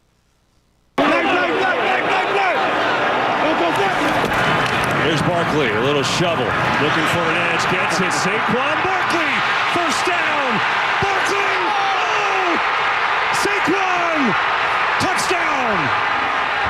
Yeah, wow, that's the way to kick it off, huh? Unbelievable, man. And then in the second quarter, Jalen to 4th and 5, ballsy call, whether it was Sirianni sanctioning it or was Kellen Moore thinking outside the box. Here it is. Blitz coming. Hurts, pass to one low, going deep. A.J. Brown, he's got it! There it is. He's got it! You had a little fade down on that, like at the end of a song. I love it. Nicely done. But you know what was crazy, though? Real quick, that first run, Mike, we didn't know how much the running game was going to be impacted by Landon Dickerson and Tyler Steen in there. Mm-hmm. How much was it going to be impacted by Jalen Hurts' knee? Was he 100%? And they answered it pretty fast. I mean, no problem. Yeah, and so with Jalen throwing that 4th down conversion, this is the kind of thing that was in Nick Sirianni's head when he gets on the Fox post-game podium there with Terry, and he didn't even answer the question that was asked. Instead, he goes into his quarterback praise. How about our quarterback? How about our quarterback? How about your quarterback? He's a stud. He is a stud. I knew he was going to play that way. I knew it. Don't doubt him. All he does is win. That's like you saying all Sirianni does is win. It's the same voice. Hell yeah. Sirianni definitely, he listens. Well, you got to support family. He listens. Well, look, maybe the Eagles will want us at Should they come out to Sirianni? No, that'll be a post-game thing. It's going to be Gilly dancing to Sirianni Love in the locker room. Do you think they come out to Gilly's song? Blow the whistle? Like, what's the song they come out to at the Super Bowl this year? You can't do Dreams and Nightmares. Nah, I don't think you can run Dreams. What did they come out to in 2022? It's a good question, Ray. All right, let's get some Jalen in here because we haven't really gotten the words and wisdom from Jalen. So first thing, where he doesn't he plays the game not for stats, but just for dubs. We need to change our approach to all of this. I don't play the game for stats. I don't play the game for numbers, any statistical approval from anyone else. And I understand that everyone has a preconceived notion on how they want it to look or how they expect it to look. And I told you guys that winning and success is defined by that particular individual, and it's all relative to the person. And what I define it as is winning. And so the number one goal is always to come out here and win. There you go, man. He does a lot of it, Mike. And so it's the Eagles against the Kansas City Chiefs. And Jalen, of course, was in that game. Didn't work out too well for the Eagles, although they were right there. They could have won the game. They did not. The defense, I think, was more at fault in that game. But let's hear Jalen's thoughts on playing the Chiefs and learning from that loss. Hard to say right now. I just think you got to give a ton of gratitude to – these are all my personal testimonies. And I know my personal perspective is not always a reflection of what is most important to the team and what we're trying to do as a team, because every team is different. And so I think clearly as a team, the mission is to go take advantage of the opportunities we present ourselves with. But also I have my history and the things that I've experienced that I can use as tools to help those around me and help myself. And so a lot of this stuff is presented to us, and we all have that plateau to learn from all of our experiences. And a lot of guys that have not experienced some of these things, got a lot of guys that, from these Georgia guys that have made a big impact on our team, and the young defensive backs that we've had, and not everyone was a part of that. But that's why every team is different and every year is new. And so there's been a sense of togetherness for us to all come together and try and achieve the ultimate team goal, and done a great job of that to this point of being able to put ourselves in this position. Elite non-answer. Yeah. What is 1 minute of your life? Say? That was his personal testimonies. You got any personal testimonies, Phil? Not really. Not really personal testimonies. But that was deep, and I didn't know where it was going deep. Like, did you learn anything from losing to the Chiefs? It was deep, but not deep. You know. Look, we know he's cryptic, I guess, is a nice way to put it in the way you got to try and be the coffee bean. He speaks. But we all remember at the beginning of last season when that clip came out where someone took a picture during a team meeting and you saw Jalen Hurts' image on his lock screen of his iPhone, and it was him walking out with the confetti, the Kansas City Chiefs confetti falling on top of him. I mean, like, make no mistake, this is driving him. He's not going to come out there and say that he prefers that it's the Chiefs. I think that a lot of guys on this team that lost in that Super Bowl, they love that they're getting a chance at revenge on the Kansas City Chiefs. All right, we'll see if it'll be enough. Time for closing arguments. Now, closing arguments on the Mike Missanelli Show. Brought to you by Lowenthal and Abrams Injury Attorneys. Injured in an accident, call 800-876-LAWYER or visit LowenthalAbrams.com. All right, my closing argument. Listen, I don't know what's going to happen in the Super Bowl, but at this moment, I don't care, because what they did yesterday, they dominated the team. They showed they were ready. They showed they were more professional. They showed they were better. They showed they could follow a game plan. They were insulted by, I think, the inferiority of the opponent, and being doubted that some rookie quarterback was going to come in there and beat them. And they played accordingly. And they smashed the Washington Commanders in every area to get to the Super Bowl. A complete thumping. And now they are on the precipice of winning a Super Bowl on a year where we didn't even know what they were about. And they started off saying, well, what is this team? Look where they are now. It is pretty amazing. And that performance really was the cap on a wonderful season where they actually got better yesterday than they've ever been. Not only better than they've ever been, they put up more points than we've ever seen in a playoff game, I believe, right? Not just a championship game. 55 points, I think, is the most ever. Just a great performance across the board. And the best part of it all, Mike, We get 2 weeks now of talking about the Eagles and the Chiefs in the Super Bowl. It's going to be a fun couple weeks, my brother. It will. Everybody have a great rest of the night. I know everybody's feeling good today. Feel good tomorrow. We'll be back at it. We'll talk to you then. Bye-bye.